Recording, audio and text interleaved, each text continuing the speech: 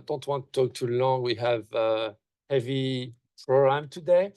So, well, good morning, everyone, and thank you all for being with us today. Welcome to George Washington University. Welcome to the Central Asia program. My name is Sébastien Pérouse. I'm the director of this program, of the Central Asia program. So, as I said, I'm going to be very quick, but I would like to say that we're really delighted to hold this event today on the Central Asia multi-vector policy for the 21st century strategy and development.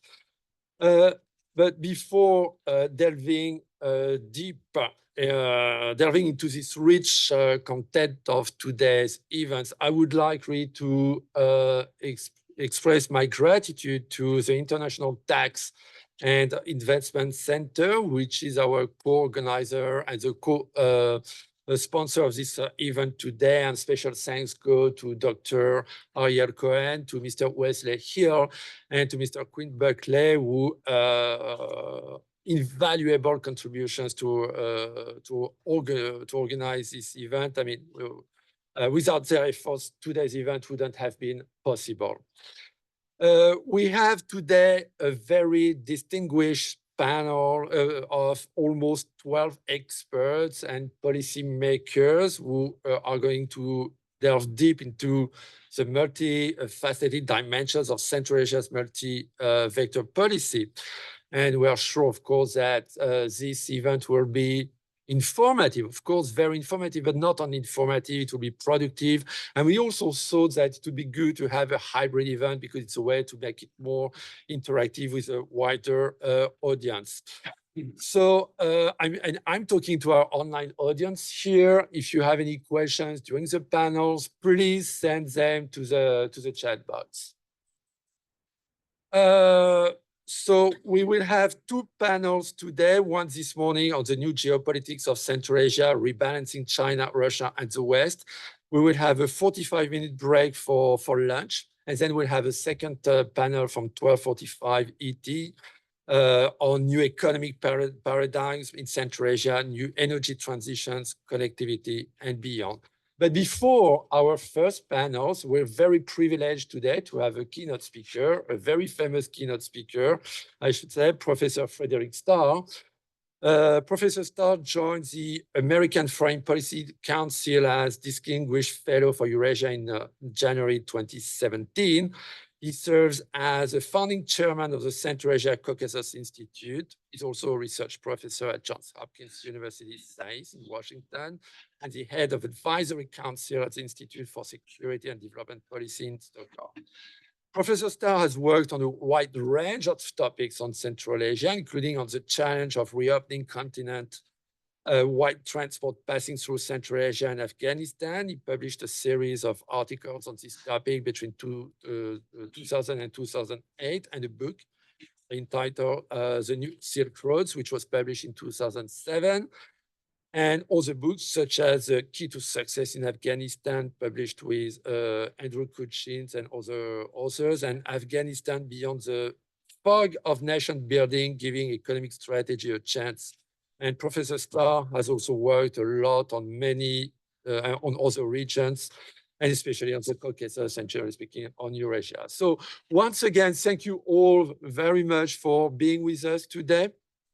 And we look forward to a day, I guess, I'm sure, which will be filled with enlightened discussions and valuable insights. So thank you, and Professor Starr, the floor is yours. Right. You can stay. For you. Up to you. Achilles tendon. Good morning. I'm going to go rather fast because there's a lot to deal with.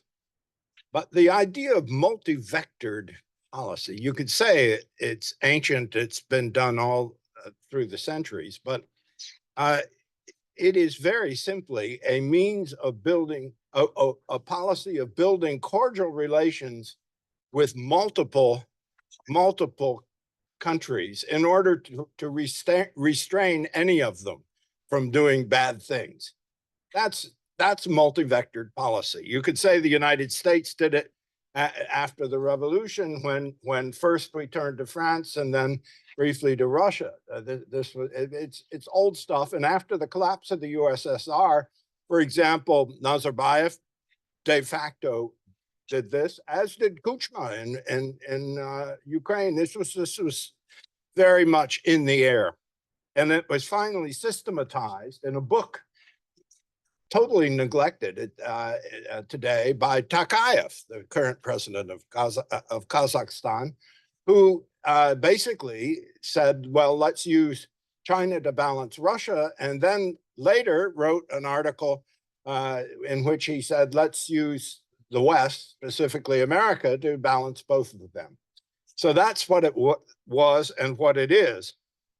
All of the Central Asian countries de facto adopted this. They not from him. It was the circumstances seemed obvious to go in that direction, but they paired it in every case with a reaffirmation of their own identity and their own sovereignty and for that matter, their own history. That early phase, you'll recall, was when the Uzbeks were big on Tamerlane, and the Kyrgyz invented Manas, and so on and so on. It was all rather silly, but totally understandable as a way of putting a local base on the whole strategy.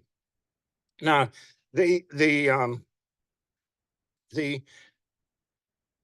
all the countries of the region, having affirmed this, having adopted this, they all said, well, we can moderate our relations with everyone by forming very strong relations with all the international financial institutions, which they've done.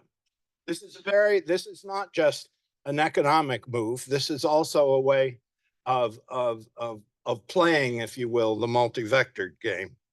But in spite of all this, it was still possible for the powers, specifically Russia, but also increasingly China, to play the old, Julius Caesar coined the term, divide and conquer game. And so what do you do about that? Well, very simply, the Central Asians all decided to link arms. They said, if they're going to divide us, play against each other, let's link arms. And they did far more than we credit them with doing.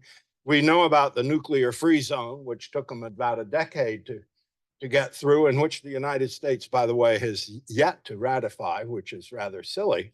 But they went beyond that. In the 1990s, they created a Central Asia Economic Union, variously called Central Asia Union, and it dealt with everything. It dealt with economics, it dealt with law and security. I remember talking with Uzbek troops in Bishkek who were there with badges for the Central Asia Economic Union on their sleeve. This was a serious thing, and the West responded NATO responded by creating what was called CENTAS-BAT. Isn't that a wonderful? The Central Asia Battalion. Its great moment was when they flew a bunch of Uzbek American, I think Kazakh troops from Louisiana to Uzbekistan nonstop.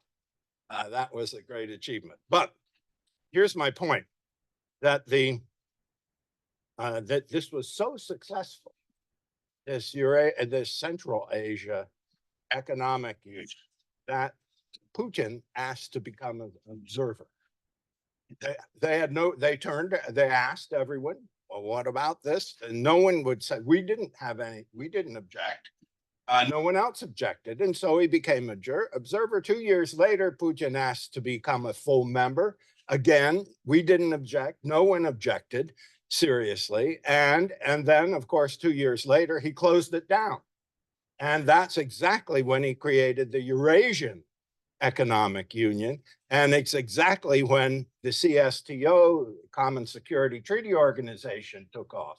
My point is this: the Central Asians really did link arms very effectively. And by the way, you will not find this even on Wikipedia. This is a Russian disinformation thing. records of this Central Asia Economic Union are, well, I think we've located them now, but they're nowhere to be seen, and there's never been a major work on this subject, even down to the present day. Now, how did the powers respond to this? Very interesting. The Japanese, who have played a very active but very almost invisible, very subtle game all over the region, including Afghanistan, by the way. The Japanese created their organization, modestly Central Asia plus Japan, not Japan plus Central Asia. Very, and then the Koreans followed suit, and pretty soon the European Union did. And in every case, and this is crucially important, in every case, the presidents of the country all met with their counterparts across Central Asia. This is very important because it elevated the, if you will, the strategy that the Central Asians were all pursuing. It elevated it to the presidential level.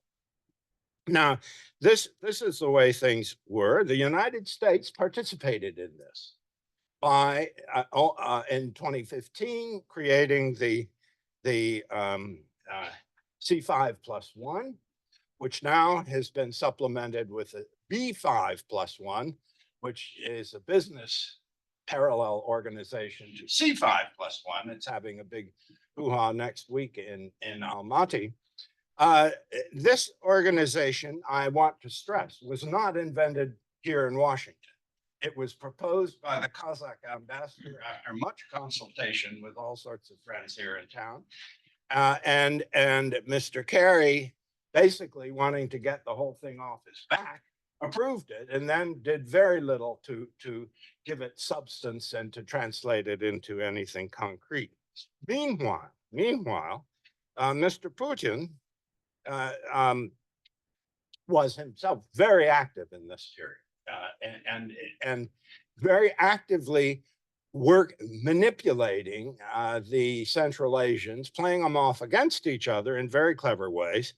And as a result, the convening power of Putin was far greater than any of their other partners of their balanced foreign policy. So when Putin is holding some gathering in Moscow, a funeral, a wedding, whatever, and invites all the Central Asian presidents, they go.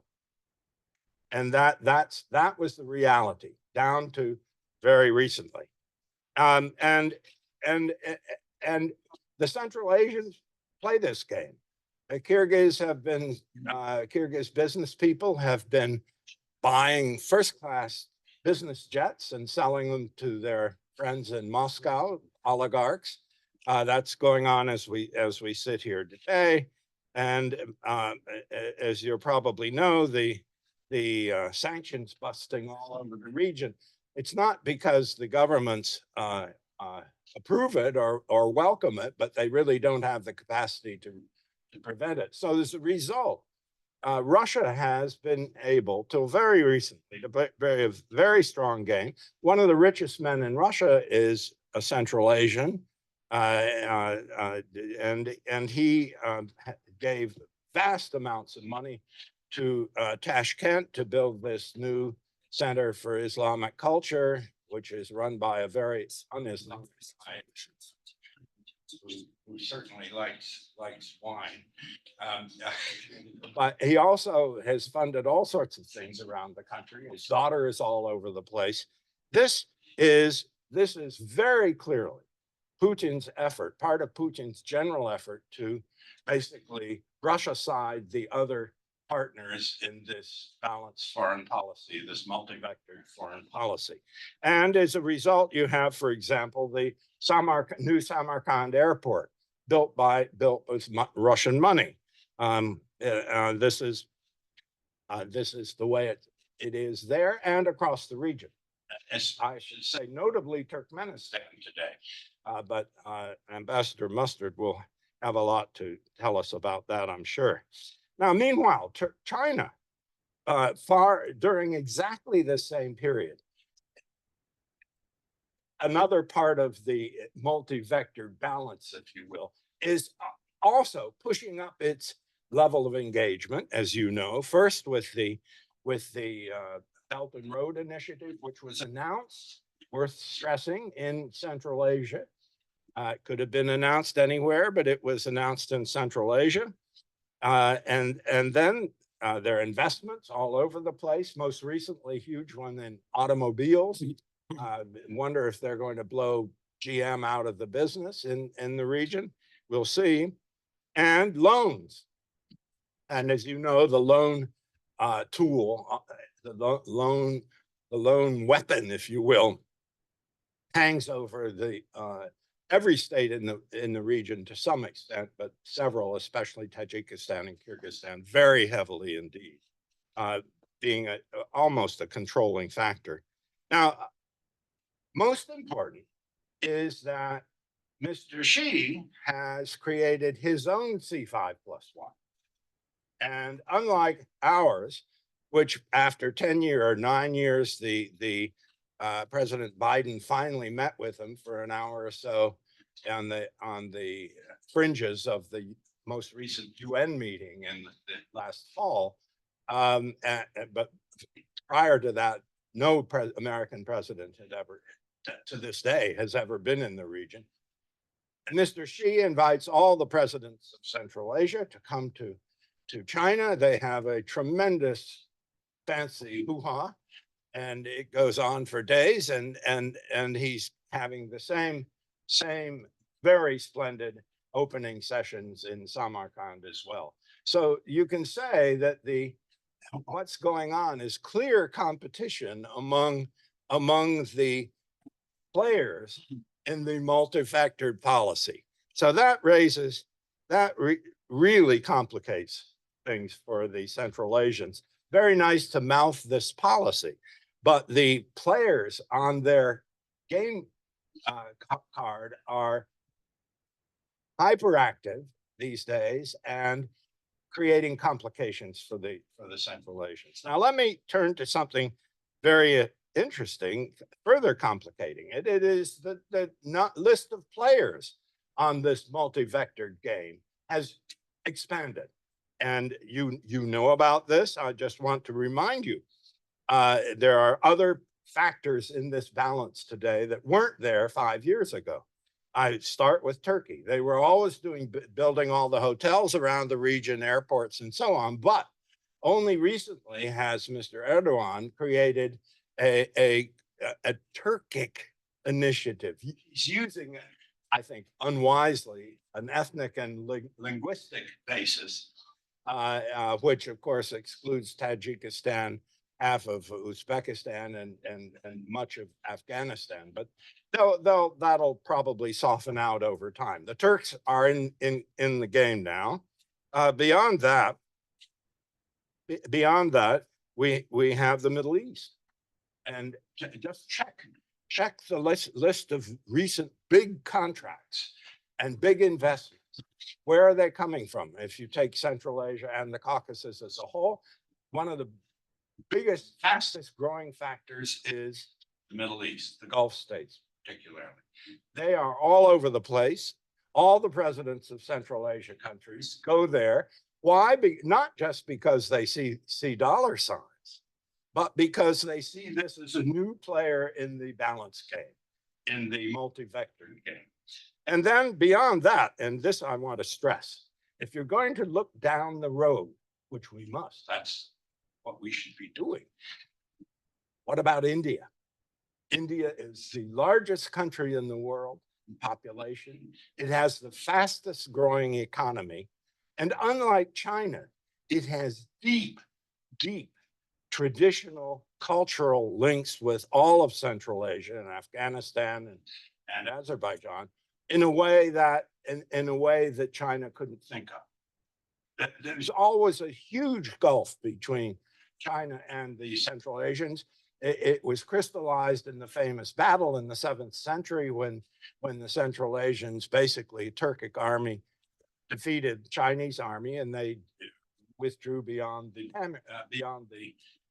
mountains. But the Indians, by contrast, most of Central Asia was at one point Buddhist. When India was, and Bukhara is a Buddhist term, and there are Buddhist remains all over. And then later the huge impact of Central Asia on India and Pakistan, of course, to the extent that it's possible to say that Central Asian culture extends at least to Delhi and beyond. So we're talking, Indians haven't made their move yet, but they've teed it up. They're ready to do it. And if you check the growth of Indian restaurants around Central Asia, you will see that something's already begun to happen. This, I think, is a sleeper. It deserves very much attention and study, and it's changing the configuration of the balances that we're talking about. Okay, so how does Central Asia respond to all this? My last point. How does Central Asia respond to this? Carefully. That's the way. They have stayed in the Putin's security organization, except for Armenia, which just yesterday withdrew. They have continued to play all the old games, but very carefully and very reluctantly in some cases. They're also they are diversifying all sorts of things. Again, this is multilateral, if you will. This is multi-vectorism, but for example, military procurements across the region. They're sending people everywhere to see what we can buy instead of being totally dependent on Russian gear. This is something very important going on. Now, and beyond that, there are all sorts of little things going on that you're aware of. For example, the Kazakhs the other day telling the Russians, hey, if you want to do business with us, use English, please, or Kazakh, or even at the borders. The others are moving in exactly the same direction. So what's missing in all this? Very simply, divide and conquer still works today, in spite of everything. Divide and conquer still works, and it's still being played. It is not that the multi-vectored approach is wrong or flawed. It's just that they're not organized in the region, within the region, to play this game. And that brings me to the obvious point. There is no ASEAN.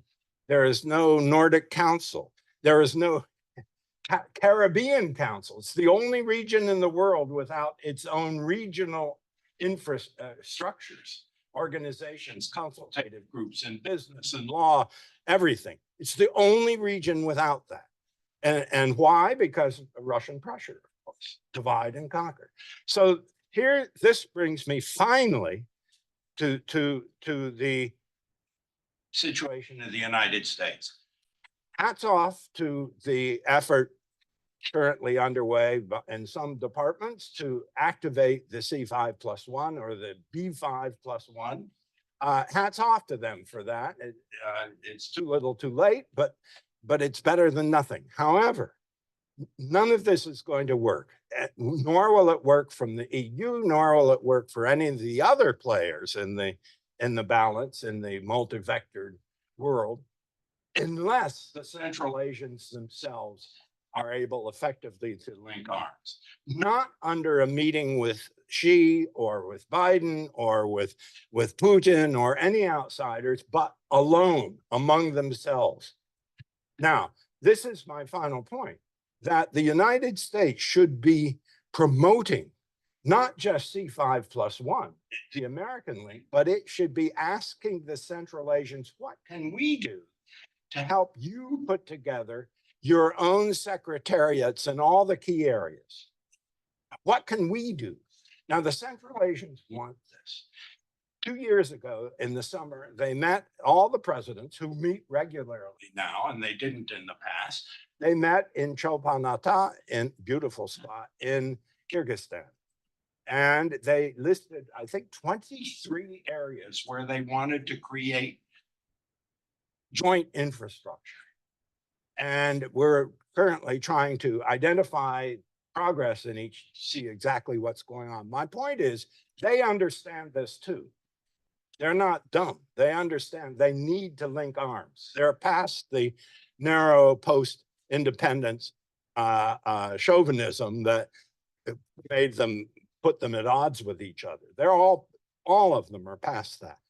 The question is, what is the United States? What is Europe? What are other countries doing to help them create their own institutions without us? That is the missing link. And without that, multi-vectored approaches, which hats off to them for pursuing them so consistently, but they won't work without that. Thank you.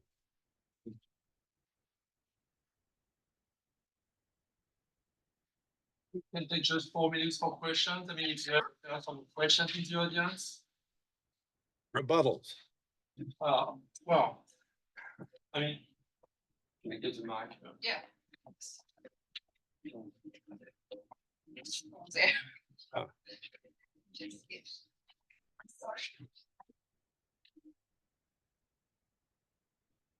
Thank you very much, Professor Starr, for your presentations.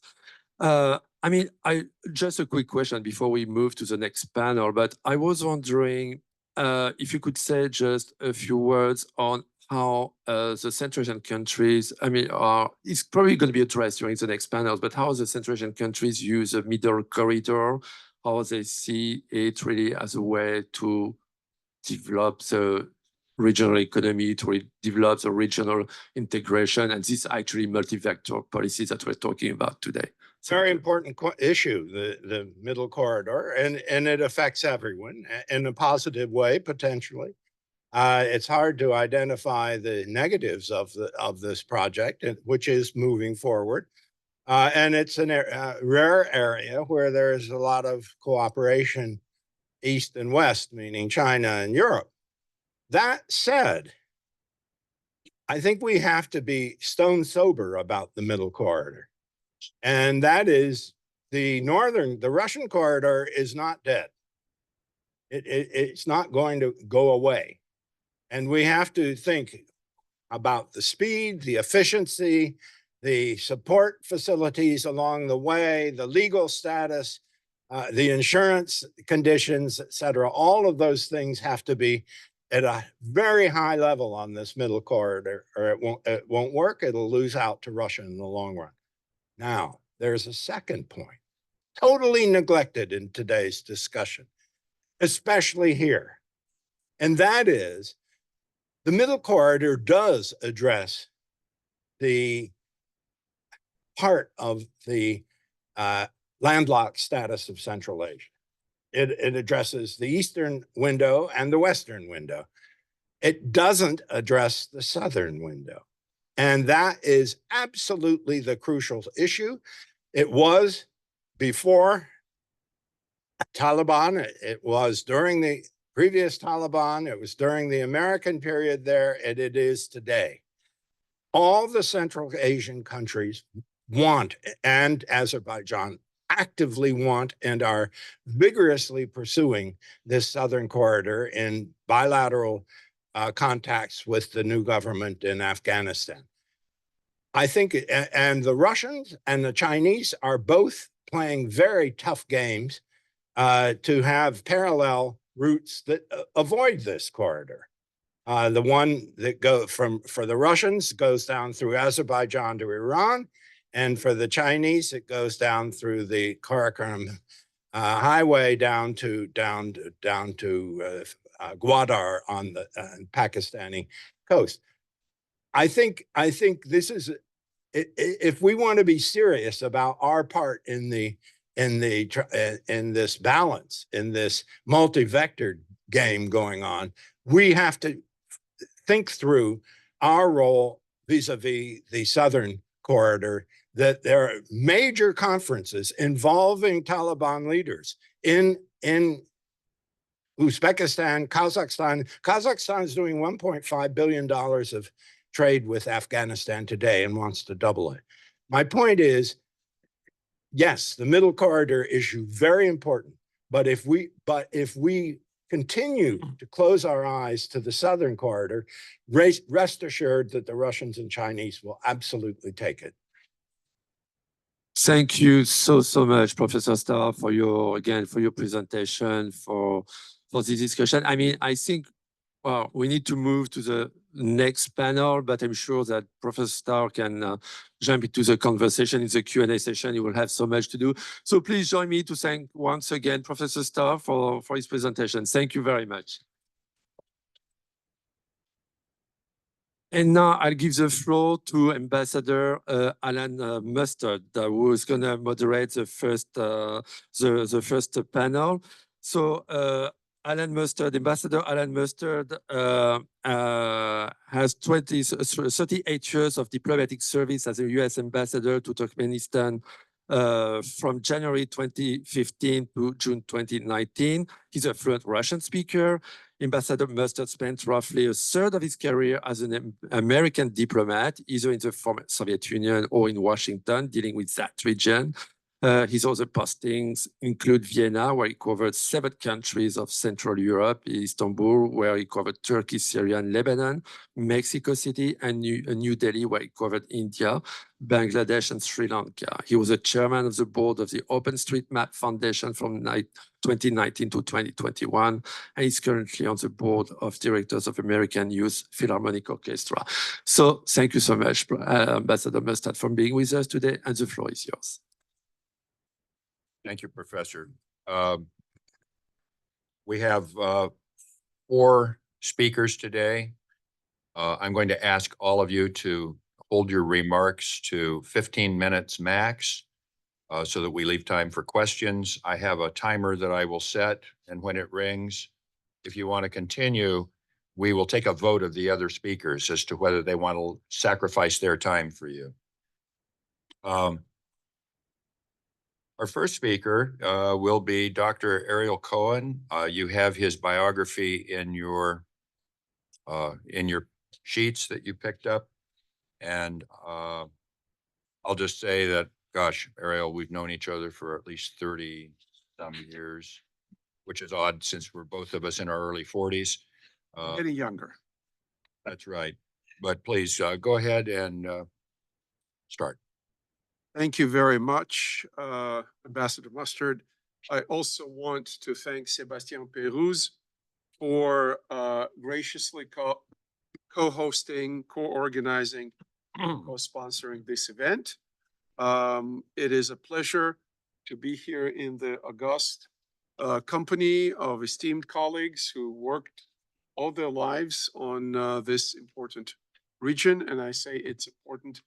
I believed so when I was writing my first book on Russian imperialism, and I believe so today.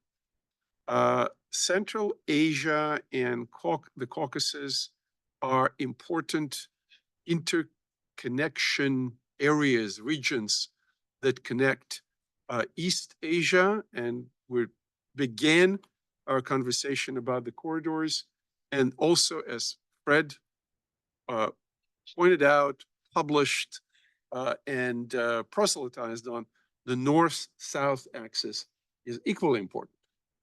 The east-west today de facto will bring the Chinese goods to Europe, and ipso facto will transmit Chinese power west.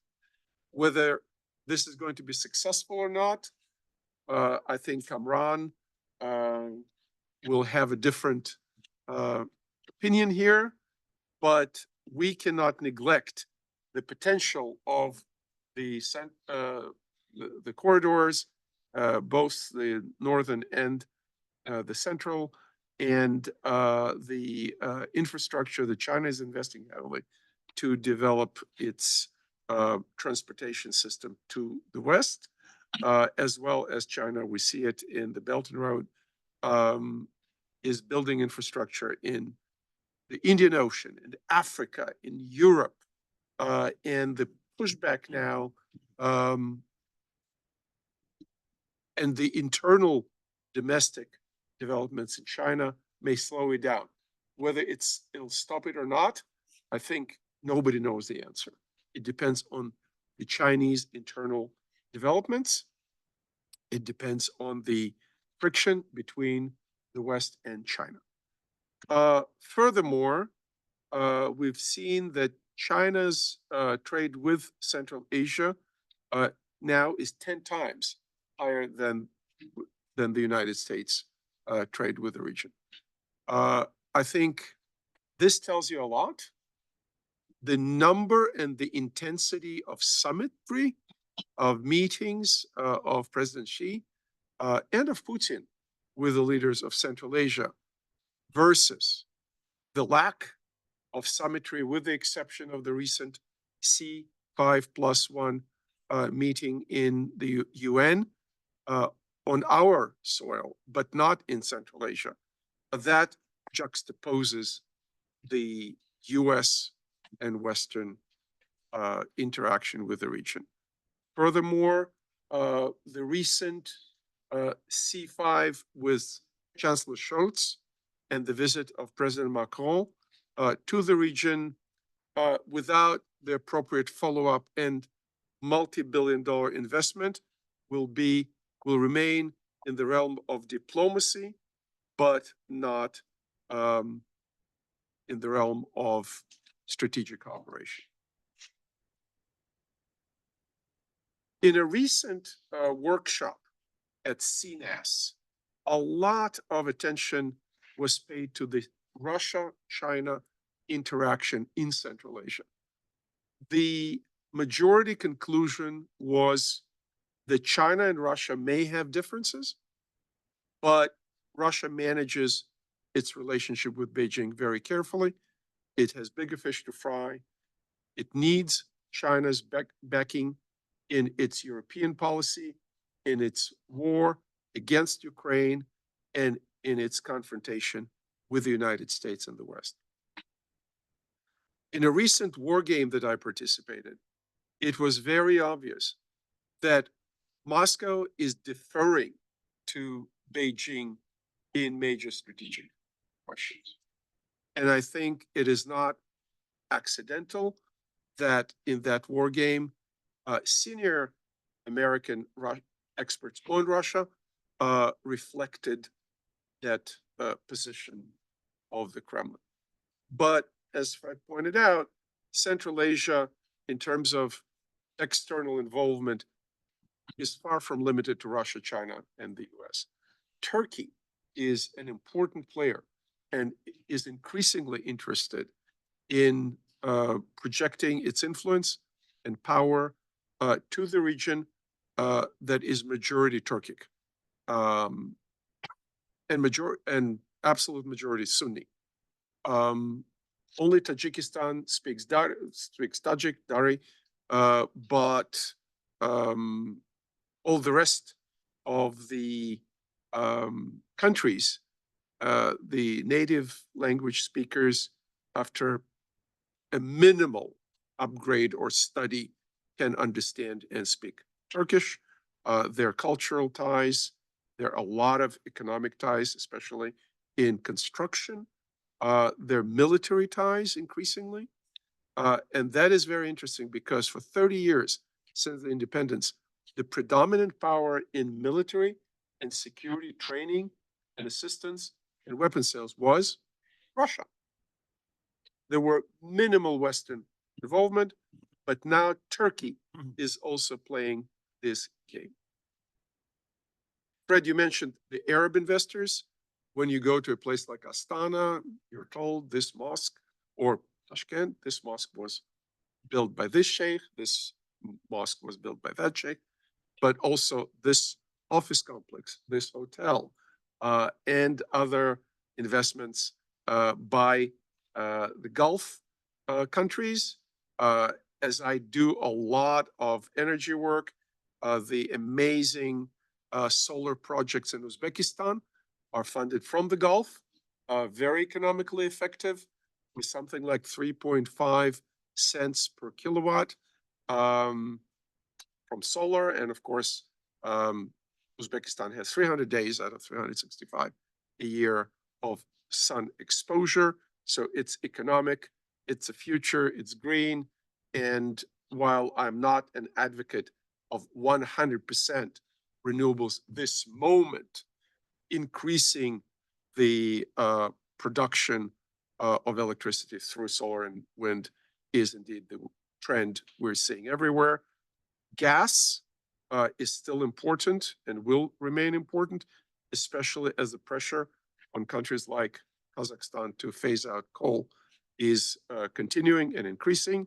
So the question is it going to be Turkmen gas? Is it going to be Russian gas, Azeri gas? Where the gas is going to come from? Is the gas going to come from north to south from Russia, or maybe from Turkmenistan, from south to north to Central Asian countries? We know that about 5 BCM are already contracted, 5 to 7 BCM to Kazakhstan and Uzbekistan from Gazprom. Question is, can Turkmenistan step in? Can Turkmenistan also export its gas further west? I will not dwell on India. I will not mention Pakistan too much. India is, we used to say, a sleeping giant, an awaking giant with 8% GDP growth for 23, with population 1.6 billion and growing, whereas the Chinese population is projected to decline pretty rapidly. One child policy. How did that work for you, Comrade Mao? India, sooner or later, but we don't know when, is going to play an increasing role in Central Asia. But at the same time, when president of ITIC, the organization I work for, Dan Witt and myself were in Tashkent, there was a huge Pakistani organization, delegation, Pakistani business people. Pakistan has its own internal problems, but it may connect and develop with Central Asia, also among other things, because Afghanistan is now not just a neighbor, not just a partner and a friend, it's also a threat to Pakistan. The relationship between the Taliban, Pakistan, Taliban, Afghanistan is complicated. ISIS is still in Afghanistan. So it all is a part of this geopolitical game. So when we're looking at the development of the Middle Corridor, the Europeans talking the talk, but I'm not sure they're walking the walk, and they're very slow on security and military cooperation. When we were doing research for one of the earlier reports published by ITIC on Central Asia, we found quotes from Chinese generals who said, we are going to send PLA, People's Liberation Army, where Chinese investment projects are going, and they're going to Central Asia. This is nothing new. I studied the British commercial imperialism when the soldier followed the East Indies Company. The soldiers were following the traders, and China is no exception. So if Europe and the US are serious, the West needs to develop security and military cooperation in that part of the world, because the competition with Russia and China will only increase, grow, and just walking away from Central Asia from the strategic perspective does not make sense. One last thing about China, Russia and the region, and Russia and the Middle Corridor. Russia is not happy about the Middle Corridor. Russia expected most of the trade from China to go through its territory. However, the war in Ukraine created more apprehension. It heightened the awareness of Russian racism in vis-a-vis the migrant workers and Central Asians and people from the Caucasus in general. You hear statements by Russian officials, politicians, clergy, including the patriarch, that they are calling to keep Central Asian workers in line, so to speak. At the same time, the Russians were shipping Central Asians to fight in Ukraine. And we noticed that Uzbekistan, for example, started to offer programs for Uzbeks who left Russia to go work in Germany, to go work in East Asia. Russia is not the only place Central Asian workers can work. Russia also sent signals to Kazakhstan that they should not take the sanctions too seriously with interruptions of Kazakh oil exports at KTK, the pipeline that goes from Kazakhstan through the Russian territory to Novorossiysk. There were several interruptions. Apparently, the issue is more or less settled now, but the signal was loud and clear. And the last thing are the statements on and off from people as high as Putin and Medvedev that Kazakhstan does not have a historic claim to statehood, that the territories in the north and west of Kazakhstan were settled by Russian colonists. And this is a loud and clear signal to Kazakhstan, which is taken very seriously. If the war in Ukraine is won by Ukraine, Russia may seek other places to demonstrate its imperial prowess and power, and northern Kazakhstan may be in play. If the war in Ukraine is ended in the defeat of Ukraine and the victory of Russia, Russia may get on in a quasi-imperial bench. It may absorb or annex Belarus. It will try to annex Ukrainian territories.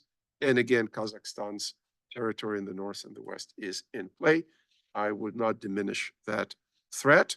And Russia is also very loud about the Russian alphabet in Kazakhstan, pushing educational projects, universities in Russian language with Russian curriculum, and of course the Russian TV, Russian media that until recently dominated the Kazakh media space.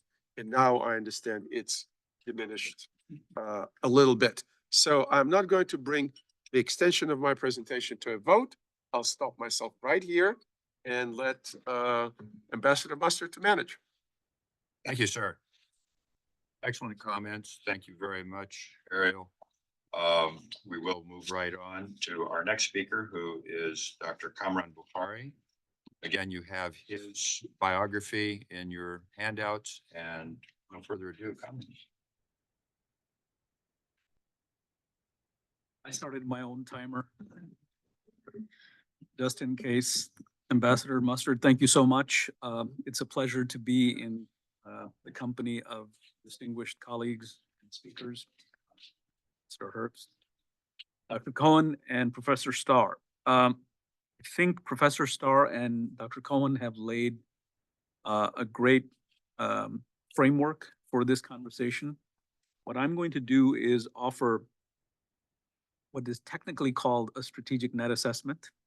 But basically what I'm doing is dropping some altitude into the ideas that have been presented by my colleagues already, and try to sort of game out what does the future look like in the short to the medium term. I'm going to start with Russia and examine what is happening in terms of, the goal of my presentation here is, well, how does Central Asia do multi-vector foreign policy in an environment that basically is a 360-degree environment that is in flux? And I'll point out the various actors and the type of flux that they are in themselves, and that they are radiating outside to the region and beyond. So I'm going to go back to Russia. So we know that the tide seems to be shifting in the war in Ukraine because of a lack of appetite in Washington for continued support to the Ukrainian military. We don't know where this is going, but it's safe to say that, and a lot depends on what happens come November 5th and who emerges victorious in the US elections. But suffice to say that it's going to be hard, whether it's former President Trump or current President Biden who gets reelected, they will both face their own challenges, and it will be difficult to continue to support Ukraine. We're already seeing this reverberate throughout Europe, and we're seeing, the Germans, the French, and others in Eastern and Central Europe react to this situation. So it'll be right now, or at least, since the invasion of Ukraine, it seemed as though Russian power was waning. I'm not saying it's on the rise again, but I think we need to pause and sort of question ourselves and say, what does this do to Russia? The fact that there is a lack of willingness on the part of the United States to support the Ukrainian military. What does that mean for Central Asia? The idea was that if Russia is focused on its strategic front yard, then it has only so much bandwidth for its strategic rear flank. And that's something that will have to be factored in by the Central Asian states in their relationships, especially as they're trying to assert their own sovereignty, and the changes that are taking place in countries like Kazakhstan, Uzbekistan, and even Turkmenistan with a new president, young president who has his ideas that we don't know too much about just yet, but hopefully they're good ideas. Let me swing eastwards to China. It's fascinating how the conversation, even amongst the expert community, is still in China rising mode, when in fact, by all indicators, the Chinese economy is in for a serious downturn, and this is a long-term trend. And so what does that mean? It's still locked in a competition with the United States. And on top of that, it has to deal with an economic downturn that has political consequences because of what President Xi is trying to do. Essentially, what we have is a highly institutionalized, bureaucratized Chinese state, which is centered around the Chinese Communist Party, increasingly becoming, personalized. In other words, the state is becoming personalized with President Xi exerting his authority. We have to be able to sort of factor in the political consequences of this economic downturn, and to what extent that China can continue to project influence, power, essentially drop a whole lot of cash in Central Asia, building transport corridors, and so on and so forth. So I think that has to be kept in mind as well. Wow, I didn't know I was halfway through my time. I want to go back to Turkey because I want to connect it to Russia. There has been a seismic change in the South Caucasus over the last 3 to 4 years. It is very clear that this was not the priority. This is not the outcome that the Russians were hoping for. But the Turks were able to, while the Russians were focused on Ukraine, the Turks were able to punch a hole through the southern flank of, geopolitically speaking, of Russia in the South Caucasus by helping Azerbaijan reverse the balance of power. And that seems to be a permanent thing for the foreseeable future. That has created a sphere of influence inside the South Caucasus, which becomes sort of this land bridge for the Turks to be able to project that kind of influence that both Ariel and Professor Starr mentioned in their presentations. And it's what happens between Azerbaijan and Armenia, to the extent that they can have a peaceful arrangement, post-conflict peaceful arrangement. Turkey, as we know, is trying to push this. We saw a good deal of effort in the Anatolia Forum just a few days ago.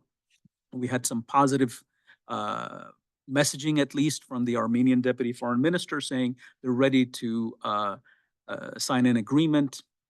But of course, there's the fine print. Suffice to say that without an Azerbaijan-Armenia understanding, there's not going to be an effective middle corridor, because the middle corridor or the Trans-Caspian corridor depends on this land bridge to be open for business. And if insecurity reigns, or at least there's political or geopolitical gridlock, it's not going to happen anytime soon. Quickly moving on to Iran. Iran is not spoken about when we talk about Central Asia. It does get mentioned because of its borders with Azerbaijan, its tense relations with Azerbaijan, but it seems like the Iranians are also going to become very interested in Central Asia for two reasons. One is that I think they're in a holding pattern when it comes to the Middle East. They have achieved what they have set out to. And I think that going beyond what they have right now, especially with the Houthis disrupting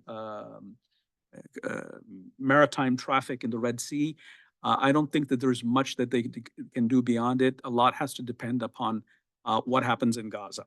But at the same time, we see them looking on their eastern flank. There's been a lot of tensions with Pakistan, and for the first time, the two countries fired, did airstrikes against each other. This was just a few weeks ago. The Pakistani counterstrike was the first time any country since the end of the Iran-Iraq War in the 80s struck on Iranian soil. So there is activity that is going on in Iran. Iran has deep interests with the Taliban and by extension with Central Asia. Its borders with Azerbaijan and with Turkmenistan, I don't think are going to be significant anytime soon, but I could be wrong. But I think that when we talk about Iranian influence in Central Asia, we have to look at least Afghanistan, if not Pakistan. So that brings me to Afghanistan. So we have Emirate 2.0, the Taliban regime. They say they are open for business, but it's hard to do business with an actor like the Taliban, and it's not going to become easy. The West, for obvious reasons, is not going to do that because of our and what the Taliban represent. But even for the Chinese, we're not seeing a whole lot of, yes, there's an exchange of diplomats. That's the easy part. But the question is, are the Chinese going to invest, and when, and in what way in Afghanistan, in Taliban-run Afghanistan? What is going to be the relationship of the Taliban to countries like Uzbekistan? We saw recently the Kazakhs took the Taliban off of the terrorist list. I think we did that a long time ago when we said they're insurgents, not terrorists, but I digress. But Afghanistan alone cannot be seen. We cannot look at Afghanistan alone if we're going to understand Central Asia. Afghanistan, while it may not present an immediate threat to Central Asia, to the three countries, Turkmenistan, Uzbekistan, Tajikistan, but it is really vulnerable. And Pakistan is undergoing its own Talibanization. Pakistan is actually in meltdown mode. This is the fifth largest country by population. It's standing at the precipice of default. This is the same country where the Chinese invested the bulk of their BRI cash in the form of the China-Pakistan Economic Corridor. I think roughly $42 to $43 billion have already been spent from the earmarked $62 billion. And there is no return on investment for the Chinese there. So we have to see where this is going. And therefore, then the question is, what about BRI in Central Asia? And then this sort of links to India. I totally agree with Professor Starr, India, and Ariel, that India is a rising player, but India is on the other side of what we used to call AFPAC, Afghanistan, Pakistan, which is emerging as a strategic vacuum. So the Indians have to have a relationship with the Iranians in order to access, physically access Central Asia, and the US-Iranian conflict stands in the way. So if you're Central Asia and you want to do multi-vector foreign policy, this is the 360-degree environment that you need to be mindful of and be monitoring. I think I made it. Chinese. Thank you so much. Thank you very much. You actually had 3 minutes left. I was giving I you yield my 15 time. minutes, but you yield your time. That's wonderful. So, our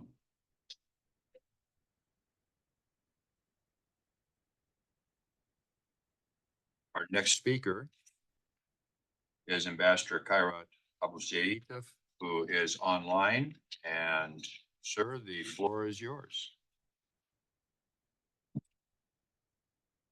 You appear to be muted. We can't hear you. Hello, Yes. Go ahead, please. do you hear me? Yes. Because I'm trying to be in a good way with you in touch, but I'm still working on this. But I'm really happy that you invited me to this very distinguished forum and with the couple distinguished speakers and the subject itself is very important for my country, for the Central Asian countries, and multi-vector policy, foreign policy has always been at the heart of the cornerstone of Kazakhstani foreign policy. And I would like just, when I already retired, and I'm trying just to think and rethink what does it mean? This is a multi-vector foreign policy for my country. Is it what kind of new elements we may to introduce or to find or to understand correctly what is the phenomenon of multi-vector policy for this particular region?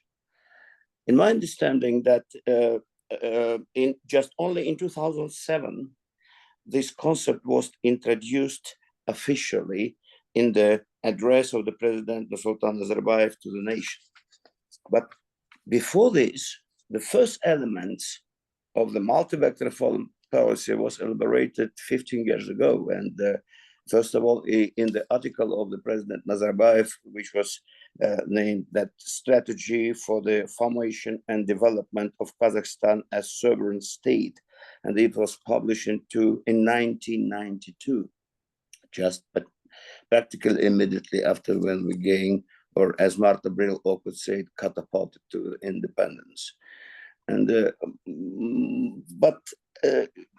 my thinking is that many experts in my country, for example, and historians and scientists and political science saying that the multi-vector policy coming to us from the geopolitical situation, etc., etc. But my thinking is that the first impetus to the elaborating of the multi-vector policy, it was the political geography, first of all.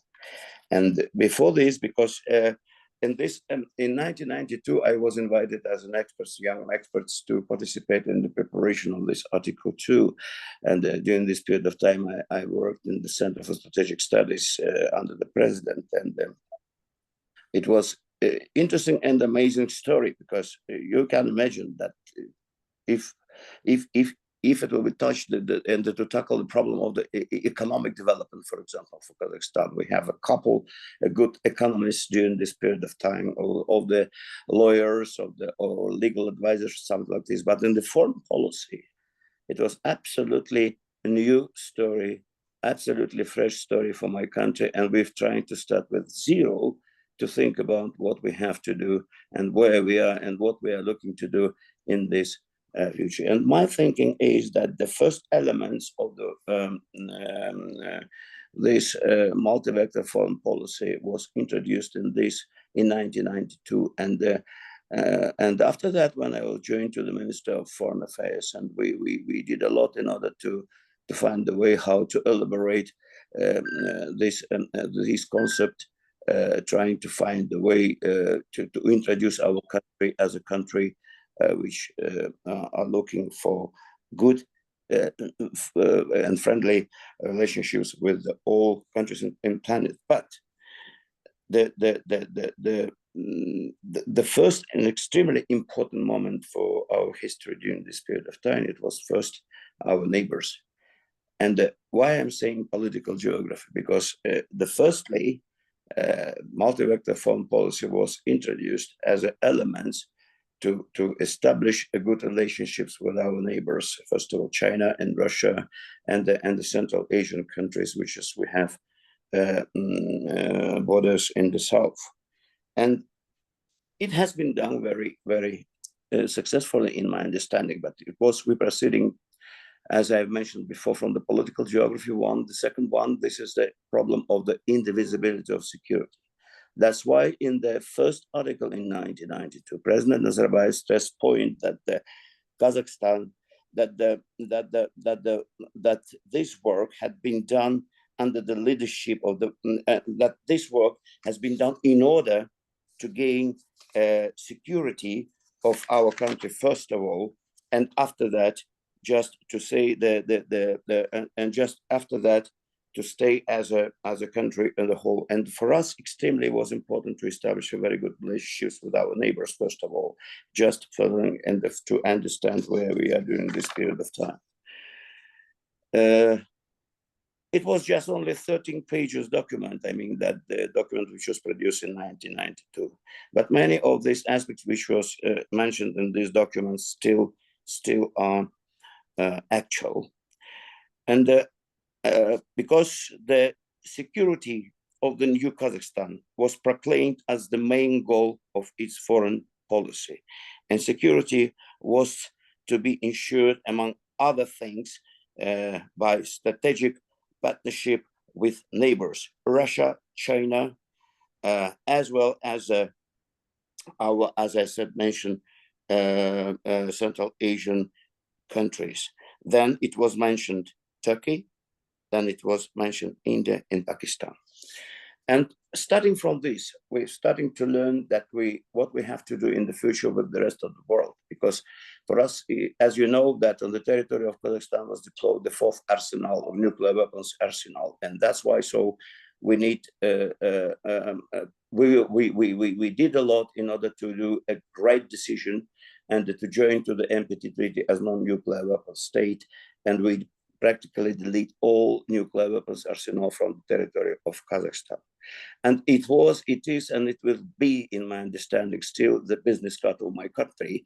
And it was one of the extremely important elements of the multi-vector foreign policy of my country. And what I would like just to mention once again, that because it was, I've mentioned it was an amazing story, but it's not only amazing story. Just to imagine that.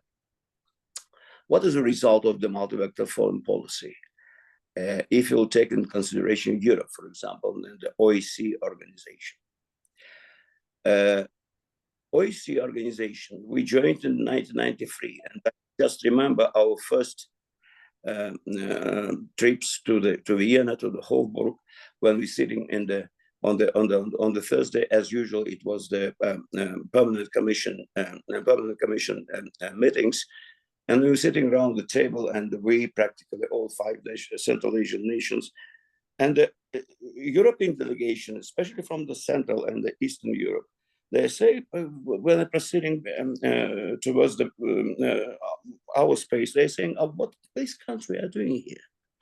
What they're doing here in the organization of during this period of time, Conference for Security and Cooperation in Europe." But after 12 years. The summit of this organization took place in the capital of Kazakhstan.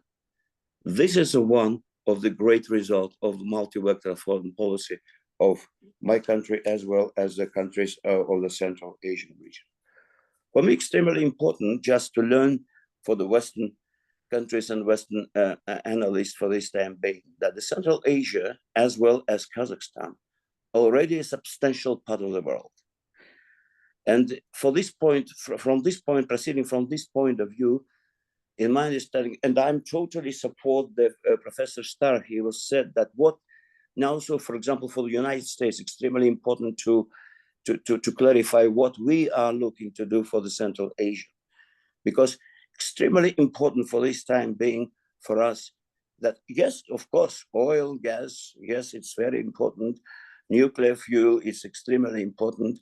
Yes, of course, rare materials and raw materials extremely important. But for my understanding, that we have still to find the way how to establish a real partnership, partners relationships with the Western countries, because for us extremely important that Western countries needs to be involved in the tackling the problem what we have in the region as a whole for this time being.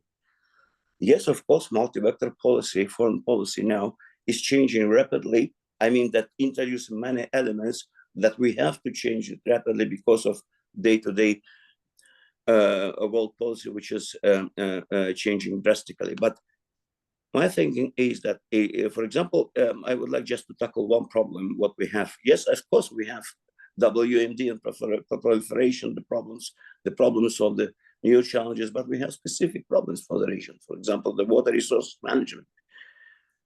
It is a great problem for the security of the Central Asia. And in my understanding, that it will be the great step ahead in the relationships and partnership between western part of the Eurasia, for example, and the United States and the Central Asia, for example, for this time being, just to show that there's some help and the assistance in the clearing and the tackling and the resolve these particular issues. For example, something like. But the situation on the water resources management aggravating very, very fastly. For example, the last event in Afghanistan, for example, and where the Taliban government planning and already began the building of the channel in Amu Darya. If in case it will be, if this project will be realized, it means that practically Uzbekistan and Turkmenistan will have no any water, not only for the agricultural use, but in many aspects for the real appropriate life in the day-to-day living. In my understanding that we have to solve this problem. Yes, transboundary rivers, but unfortunately, Afghanistan is not a part of the intergovernmental organization, which is for this time being the all 5 Central Asian countries are members. But we have to do something in order to start and restart this particular issue. Thank you. I'll stop on here.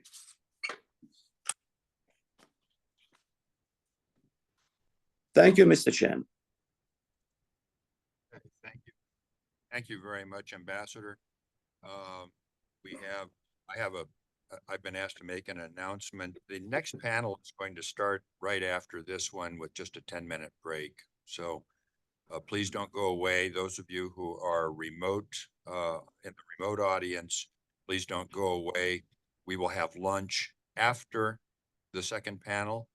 So we're going to wrap this up at 11:50 break, and then at noon, we will start the second panel. Our last speaker, again, I'm not going to give away any secrets, Ambassador Herbst, by saying that you and I were mid-level officers at Embassy Moscow in the 1980s, but we were very young Foreign Service officers, weren't we? Very young. So anyway, I'm going to pass it on to you. You do have his biography in your handouts.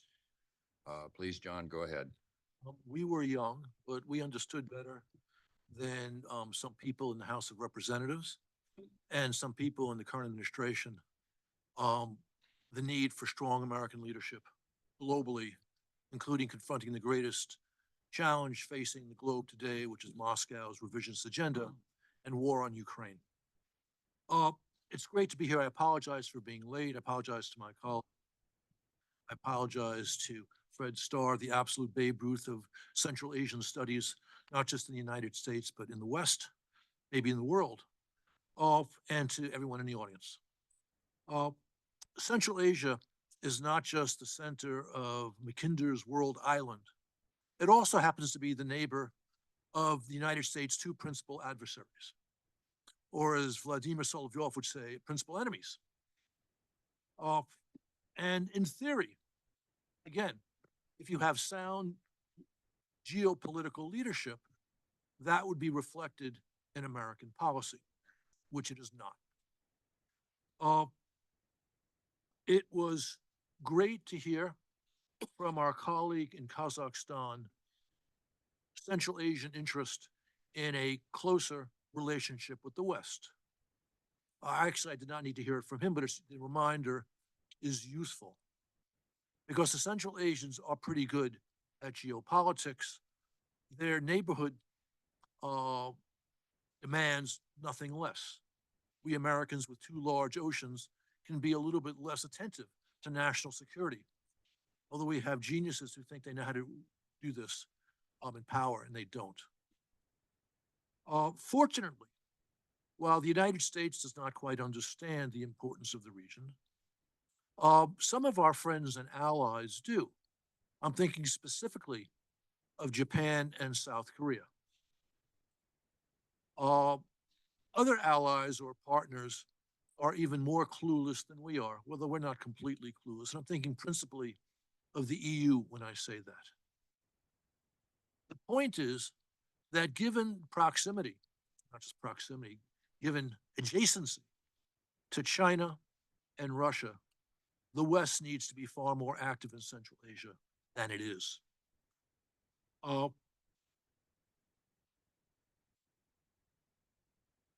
Let me be clear. Russia's revisionist agenda also extends to Central Asia, a point that Putin underscored, what was it, 4 months, no, actually 6 months into his war in Ukraine, going back 10 years, at Lake Seliger, when he offered his particular ahistorical musings on Kazakhstan. And while less well known, but I bet everyone in this room knows, the Chinese have also not been shy about their territorial claims, not just in Russia, which is an interesting thing, which we can talk about later, but also in Central Asia. Now, one result of the inadequate attention that the United States pays to Central Asia is that there's not a clear understanding of the great achievement of the region's leaders since independence. We hear a lot of talk, and that talk is not unjust, not inappropriate, but the single most important development in the region is the fact that Central Asia has maintained its independence, has maintained its stability in the face of a somewhat difficult birth. I mean, there was a war in Tajikistan, which was settled, and interestingly and importantly, with the help of both Russia and Iran, but nonetheless settled, although obviously tensions remain there.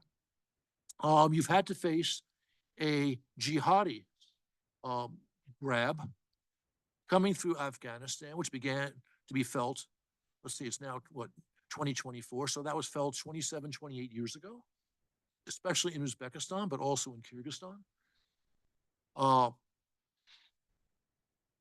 And again, you've maintained and strengthened your individual states, and you've done that in part by recognizing the importance of a certain amount of unity. Now, I served in Uzbekistan 20 or so years ago, 23 years ago, 24 years ago. And one of the, a truly smart geopolitical thinker, Karimov, was not particularly helpful on establishing unity in the region. There were certain things he did which were positive on this score, handling of border issues with his neighbors, but nonetheless, his general concerns about the intentions of others extended also to his Central Asian neighbors. He didn't prioritize the need for the good relationship vis-a-vis the greater dangers coming, especially at that time from Russia. But even he was smart, and he understood the rising dangers from China, even 20 plus years ago. But when he passed the scene, the Uzbek leadership moved sharply with their Kazakh colleagues to enhance relations within the region and to strengthen the region vis-a-vis outsiders. A very important development. And one which we in our own serendipitous way have encouraged, we the United States. That's the good news, developments within the region itself. But as for the outside actors, Moscow's tripling down on its aggression in Ukraine with the big invasion 2 years ago has created new problems for the region. Chinese support for Russia has been stalwart but circumscribed.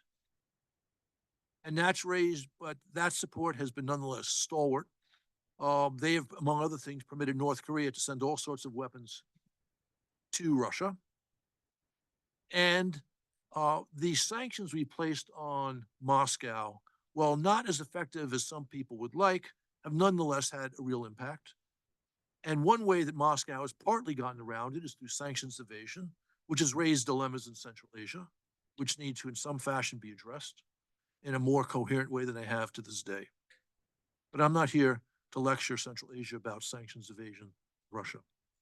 I'm here to talk about the importance of growing cooperation between the West and Central Asia and the need for adroit diplomacy going beyond the West.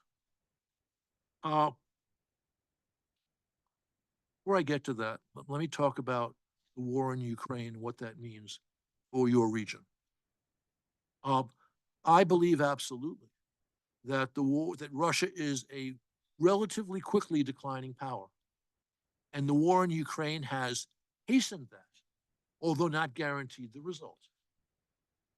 I've also said for the last 2 years that if American support for Ukraine, which has been substantial but nonetheless lacking in certain key particulars, if that at least continued, Russia was destined to lose.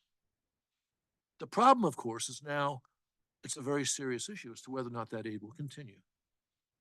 Long story short, because I think I only have like 7 or 8 minutes, I have other things I need to say. 6 minutes, 50 Okay. seconds. Is that the aid will probably pass. I put that at 60%, but it's going to take 2+ months. I was in Kiev just 10 days ago. Despite some of the scare words you're hearing, both in Kiev and in Western capitals, they can manage this delay of several more months without catastrophic effect. And by the way, this delay will be ameliorated because thanks to the statesmanship of President Pavel of Czech Republic, we're seeing weapons being bought up on the world markets and being sent to Ukraine. So if our aid kicks in, then Ukraine has passed this potential serious problem. And assuming for a moment a Trump victory, that is not the end of the world either. If you pay close attention, you know that Trump does not sound like his son, does not sound like Marjorie Taylor Greene or J.D. Vance. Mike Pompeo was at the Munich Security Conference and then in Kiev in the last 2 weeks. He essentially said, I can't tell you for sure what Trump will do, but I suspect it will be a replay of what he did during his first administration. And I'm not going to tell you Pompeo is right. I obviously hope he is. Trump does win the election. I will tell you that a very clear indicator as to what Trump will do is who he chooses as his national security team. If it is Pompeo and Robert O'Brien, it's okay. If it's Rick Grinnell and Bannon and Miller, So watch that space. Now, last point, but here we come back to the broader geopolitical context. I've been persuaded that at some points in history, the key geopolitical battles are not determined by the combatant strengths, but by their weaknesses. And I think that's very much the case today. I'm not now talking about the war in Ukraine. I'm talking about the battle for the globe's future, of which the war in Ukraine is an important, but not the most important part at the moment, but not the only part. The weaknesses in Russia are evident. I will not go into them. The weaknesses in China, my colleague here was talking about. Its growth has been severely reduced. I would trust Chinese economic statistics with as much trust as Russian economic statistics, which means that the projections I would not accept. Their demographic problem, the easy time they've had stealing and coercing Western technology is over, thanks to Trump and even Biden. And I think we're going to see we're seeing the slow decline of China. That's the good news. The bad news is the return of the American gene of isolationism. And we're seeing that in our political system today. It's not true to call some of the opponents of our policy towards Ukraine isolationists. They are peculiar globalists, but peculiar, naive, and ultimately ignorant globalists. But they are enhanced by that isolationist gene. And if you go back and listen to the debate in the late 30s, the early 40s in the United States, the debate on Lend-Lease sounds an awful lot like the debate on aid to Ukraine today. And if that gene were to become not a recessive gene, but a dominant gene, then the United States global leadership is something of the past. And we will talk about that great era of American leadership, which began roughly with Lend-Lease and will be ending right around now. I don't think that'll happen, but this is not a sure thing when I say I don't think it'll happen. Okay. What does that mean for Central Asia? A, you have to prepare for that possibility. You also have to prepare for the possibility that after this brief bout of insanity, the United States comes to its collective senses. And you need to encourage the United States to engage. You know, we've got the C5+1. We even had the presidential version of that last year, and I credit my friends and my friends and colleagues at the NSC for that. But that ain't enough. You need to find ways to make our role in Central Asia more inviting. You will have friends here who will be making the case publicly along with you and privately. You need to play on the geopolitical contradictions in the bad guys camp. India is your natural ally. India is our United States' natural ally. And while Bush Jr.'s foreign policy was overall a D or a D plus, the plus and the reason why it wasn't worse than that is because of his outreach to India. And his successors have by and large followed up on that, but we could follow up on it faster and smarter. The Indians understand in some fashion that their 70, 80-year romance with the Soviet Union and Russia is now starting to slip, in part because Russia's firm embrace of China. And of course, India has reasons not to see Chinese influence in Central Asia grow, has no reason to see China's influence anywhere grow. This is a natural development waiting to be exploited. And Central Asian leaders need to be having conversations like the one I'm having with you with their counterparts here in Washington. I suspect you may have already been having these with your counterparts in Seoul and in Tokyo. I hope that's true. I don't know that for a fact. But again, this is a natural grouping which can enhance your security and put some muscle into multi-vector foreign policy. And with that, I think I've probably said enough. How much time did I leave? You had 56 seconds left. Sure. Absolutely perfect. We have approximately 20 minutes for questions and answers. I do not see any questions coming from the remote audience yet. Please put them in the chat if you have a question, and I will seek to ask the panel. Are there questions from the audience here? And can we get a microphone, please? Over here. Thank you very much. Margarita Sanova, the Jamestown Foundation. My question is regarding, and probably Ambassador Herbst would answer this question best. What is the attention span that the United States has to deal with Central Asia now that is dealing with Gaza, with Ukraine, and trying to also counter China? Is countering China going to be the main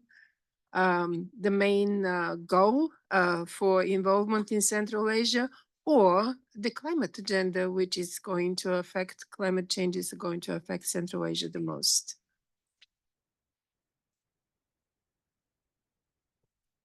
Yeah, she said she directed that to Oh, you, John. I'm So sorry.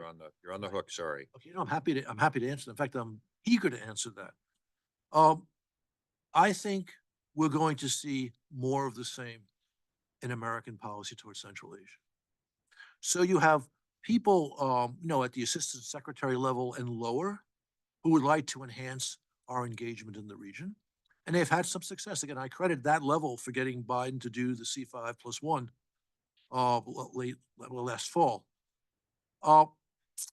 But I don't see great energy or vision in this administration's foreign policy anywhere.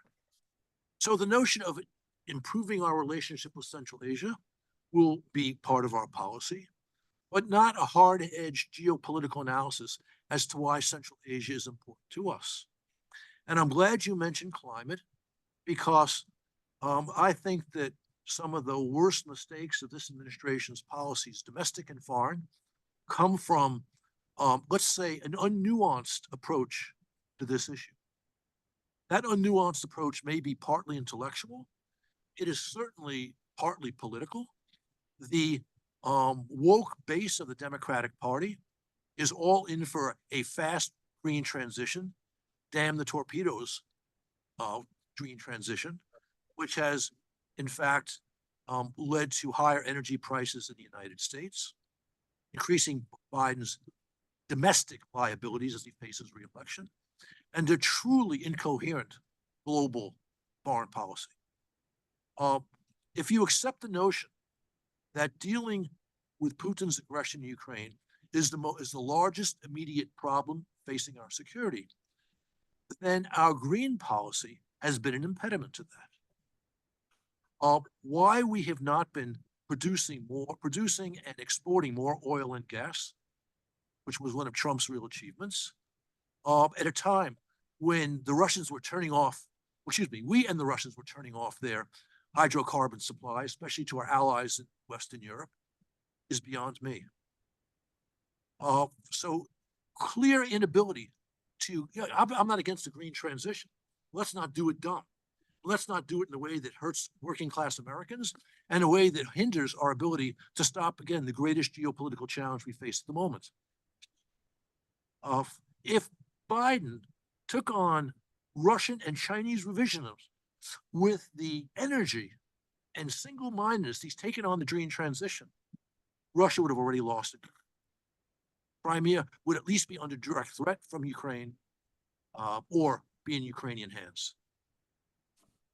I'd like to add just one comment to that dimension not mentioned, and that's human rights. One of the things you see in this administration is the push me, pull you effect of those of us who have advocated having much better relations and more robust relations with Central Asia than running into the brick wall of the State Department's Bureau of Human Rights, Democracy and Labor, which then blocks that, saying, no, we have too many human rights violations. My experience in government and the experience, I think, of most experienced diplomats is that human rights are best discussed behind closed doors. You don't make progress by pointing the finger publicly and publicly shaming foreign governments. But neither State Department nor the White House has ever realized that. And I think that's an impediment as well. We have a question from the remote audience. Good day, and thanks to the panelists. To what extent can Uzbekistan, Tajikistan, and Turkmenistan be threatened in their stability by Afghanistan, taking into account their largely divided societies, secular and religious, mitigated by caution against external Islamic influence and actors, and relative reinforced border security? Kamran and Ariel, would you like to take that? Refer to Kamran first. Thank you for that question. I think that the threat is more to Tajikistan than Uzbekistan or Turkmenistan. And the reason I say that is because of the cross-border Tajik ethnicity that has historically been sort of a conveyor belt for a bidirectional, if you will, movement of radical agendas. So this was the same space through which the Soviets invaded Afghanistan back in the and once they retreated, we saw the civil war. And with the transition that's will be taking place in Dushanbe, once President Rahman, passes on the baton, everything is up for, grabs. We don't know what that will look like. Will it be a peaceful transition? Who will it be to? And of course, they're so dependent on Russian forces. What will Russia look like, especially if the scenario that Ambassador Herbst has drawn plays itself out? So I think that the Taliban have faced a threat from the Tajik community historically. They now dominate the northern Tajik areas in Afghanistan, but they are interested in seeking strategic depth into the southern parts of Tajikistan, and that's how they see regime preservation. And of course, even if they weren't, on the offensive on this, the future developments inside Tajikistan could trigger this kind of dynamic. I think with Uzbekistan, there's a level of dependency that the Taliban have, especially with them being isolated in the international community. So I don't think that there's going to be there's any threat in the short term. Turkmenistan is opaque in the sense that it's not really clear what that relationship really looks like, at least from the outside, with the Taliban emirate. But I would keep my eyes on that northern border with Tajikistan when it comes to threats from Taliban-run Afghanistan. Okay. Ariel and Just then Fred. add, with regards to Tajikistan, there's an expression, a Chekhov rifle or a Chekhov gun, a gun that hangs on the wall in the first act. Sometimes in the third act, somebody shoots somebody with it. And ISIS-K, not far from the Tajik border, is Chekhov gun I'm focusing on. It's not necessarily Taliban. Kamran knows so much more about Taliban than I do. But Taliban is evolving into some kind of a status quo actor in Afghanistan. Is that approximately right? And they still harbor Al-Qaeda and stuff like that, because those ties that bind that go back 30 years. However, ISIS-K has its own agenda, it's marching to its own drum, and a move against Tajikistan could be a game changer, especially when we look in detail, drill down, what is this 201st base, Russian base? And everybody I talk to say to me, it's a brigade minus and it's not in very good shape. Everything was sucked in and sent to Ukraine. At the same time, where the direction, the vector of the Chinese presence in Tajikistan is, because we know some facilities are there. I personally don't know 2 facilities. What is the size? What is the nature of that force? Is it electronic reconnaissance? Is it special ops? What is the purpose of that? So this is something for our government to evaluate, both ISIS-K, Russian 201st base, and the Chinese. And the question I have, and I defer to my colleagues who spent their lifetimes in the government, do we have the skill sets? Do we have the language? Do we have the knowledge? Because honestly, ladies and gentlemen, what I saw so far underwhelms me. And I'll leave it at that. Fred. Yes, I'd like to add a few comments on Afghanistan. It goes without saying that there are serious problems.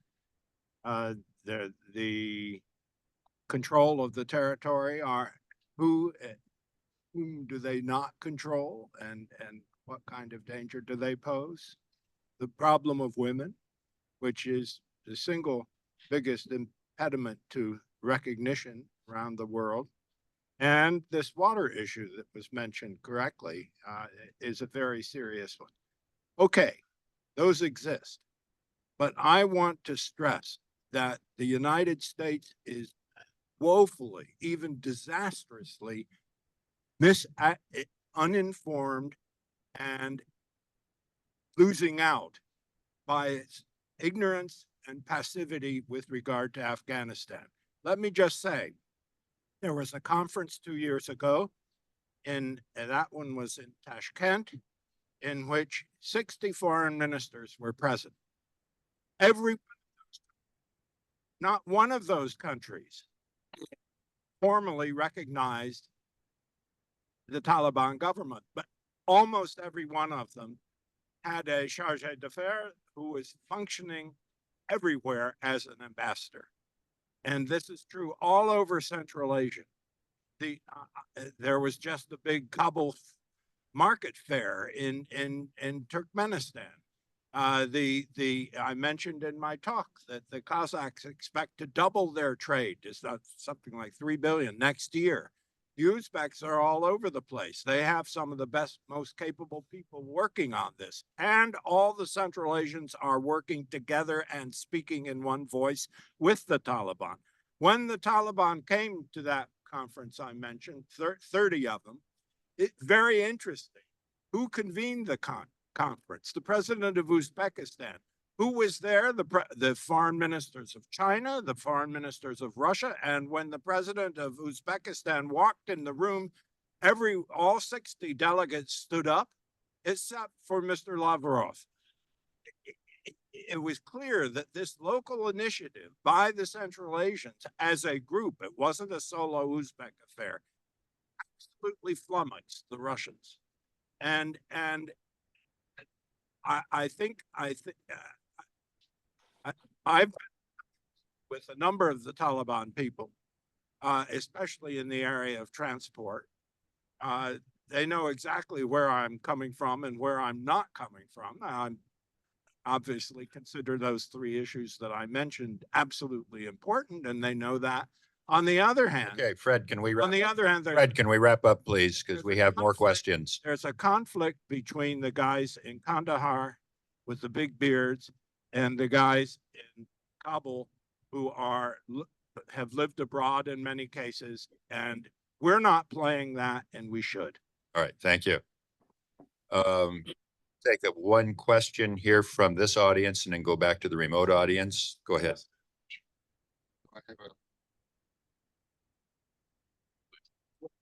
Yeah, it's working. Now it's working. So I have a short beard, not the long beard, right? So, Temuri Yakubashvili, TY Strategies. So I have 2 questions actually. If I will be watching this event from Central Asia, I would be extremely confused because what I hear is that we have Russia as a quickly declining power, China as slowly declining power, India as a power, America as isolationist power, not interested in us, Europe as we don't know, just diplomatic language power. So nobody cares about it, actually. Probably we have to look at Japan and Korea. I don't know. So if is it a right assessment? My first question. Second question is, where you would put the Central Asia in the global context, in global South or global North? Thank you. Kamran, do you want to do that very quickly? Give a 2-minute response, please. 1 minute. All right. So I can't say. I'll leave it to the theoreticians of the South and the North. So I'm not one of them. So I don't want to.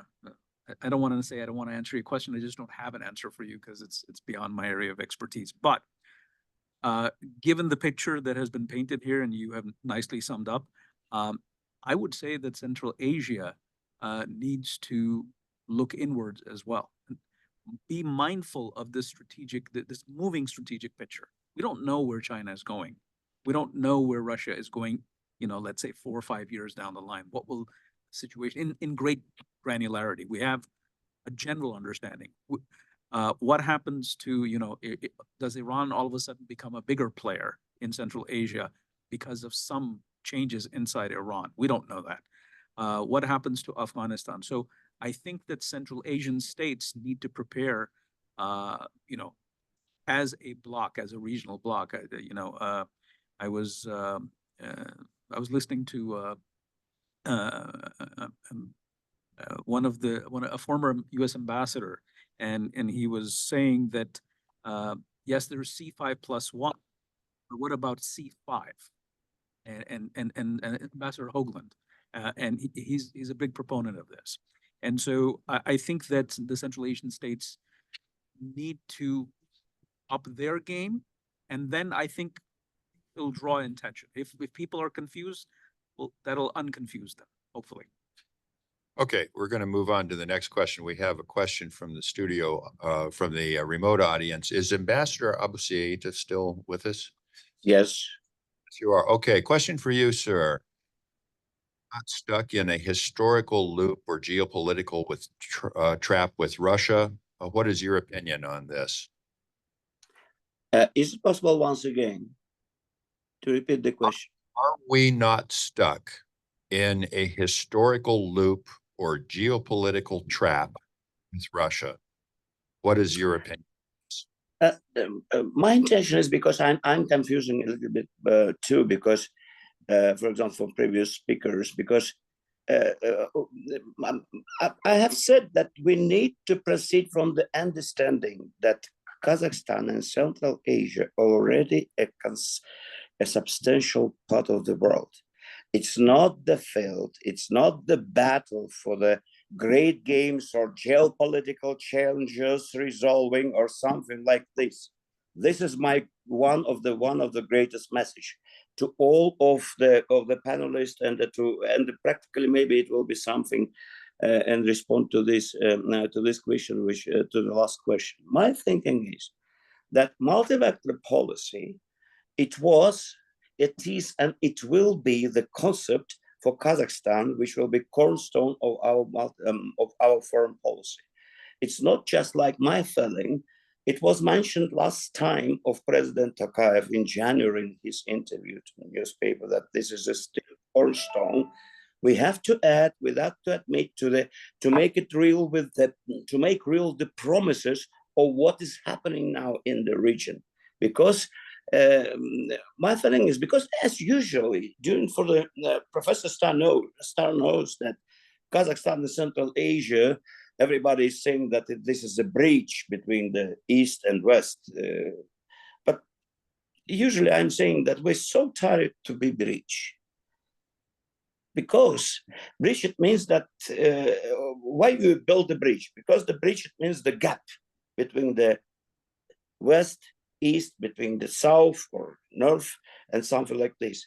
For this time being, I would like to stress point once again: Central Asia and Kazakhstan already a substantial part of the world. It's not the bridge. It's a part of the world which needs to be used by all world community to learn more about each other, to start to think to think the possible, if I may say, path or routes to find the way how to resolve many issues geopolitically or regionally or globally. In my understanding, that this is a way, it needs just to be understood, because the 30 years which was passed in our history gives to us a lot of opportunity that Kazakhstan and Central Asia has a historical role in trying to find the way and to find the real way how to understand each other. And for us, it's extremely important. That's why my understanding of the Greater Eurasia, that was produced by, it was a lot of thinking about the Greater Eurasia, but my thinking is that the Central Asia and the Greater Eurasia, it's a continental thinking. That's why, so we have to learn a little bit and to know that we have to follow this way, not another. Thank you. Thank you, Ambassador. And with that, our time is up. We have a 10-minute break. Please come back at noon. We can take a coffee break. Those of you in the remote audience, please do not disconnect. Stay here. We will start the next panel at noon, our time. Thank you all. Thank you to Okay, good afternoon. I'm Stephen Blank. Privileged to welcome you to this, and a pleasure to welcome you to this panel. We have 4 distinguished speakers. You can find their bios in the agenda. They're each going to speak for 15 minutes, starting with Professor Ina Zemtsev, and then we're going to just go down left, Minister Mustard, the DCM from the Uzbekistan, is that Mr. Priyamov, and then Dr. Asanova, and I'll have a couple of closing remarks, and then Q&A. Okay. Slava, floor is yours. It's fine. Okay, thank you so much. It's working, yeah. Thank you so much for inviting me to this very important meeting. I would like to take this opportunity just to say that around 3 months ago, I authored a huge report on the Central Asia and its economic importance at the French Institute for International Relations. It's available online in Russian, French, and English. And so economic obstacles, economic problems were one of the main focuses in this report, because to my mind, the Central Asian region is one, even it was a place where a lot of foreign investment were put in recent decades, it still remains one of the most undervalued or underestimated regions in the greater Eurasia. So I will focus, because everyone is now concerned with Russia's war in Ukraine, with Putin's aggression, and with the changing geopolitics all around Russia and in Eurasia as well. So I will, of course, focus on the issues which result from the changing role of the changing place of Russia. And here, the first and the most important one is, of course, the role of Central Asia in resource production, in commodity production. And I would say that, to my mind,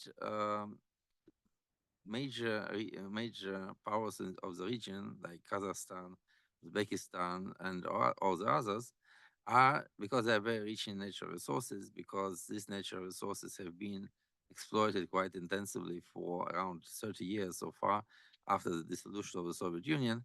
So it's possible, it's rather possible, if not fully substitute the Russian supplies to Europe with supplies from this region, then actually to soften a lot the dependence of European countries on the Russian resources with increasing cooperation with Central Asia. What I would like to stress here the most is that among the Central Asian countries, Kazakhstan, which pursued the multi-vector policy orchestrated and engineered by President Nazarbayev already in the 90s, Kazakhstan is one of the major sources of commodities in the region, and it was for years actually very much linked to European markets. Kazakhstan was and still is, maybe not entirely, but for many years it was the only one Central Asian country, landlocked one, which supplied more than 50% of its exports to the European Union nations. And actually, these ties should be preserved and developed. And we have seen with several visits of European politicians in the Central Asian region, and the latest one of Mr. Macron of France, that the Europeans want to establish more solid relationship with Central Asian nations, and actually maybe, it's not for sure, but maybe they will also invest into not only extraction of commodities, but also deep processing of them. For example, the French nuclear companies, they were interested in creating nuclear facilities in Kazakhstan to process the uranium, in which Kazakhstan is the world leader for production, on the place, and to organize the supply of these valuable resources to Europe. So anyway, my first point is that it's possible to develop and to evolve the Central Asian region into a valuable substitute for the Russian resources, and therefore actually to build some kind of counterposition, because between Central Asia and Russia, because since the collapse of the Soviet Union, both Russia and Central Asian countries, they were specialized in both in commodity production. The structure of exports from Kazakhstan and Russia was very similar. If it goes on commodity, on oil, uranium, and other products. So, in all this suggests that they can be a valuable substitute to Russia.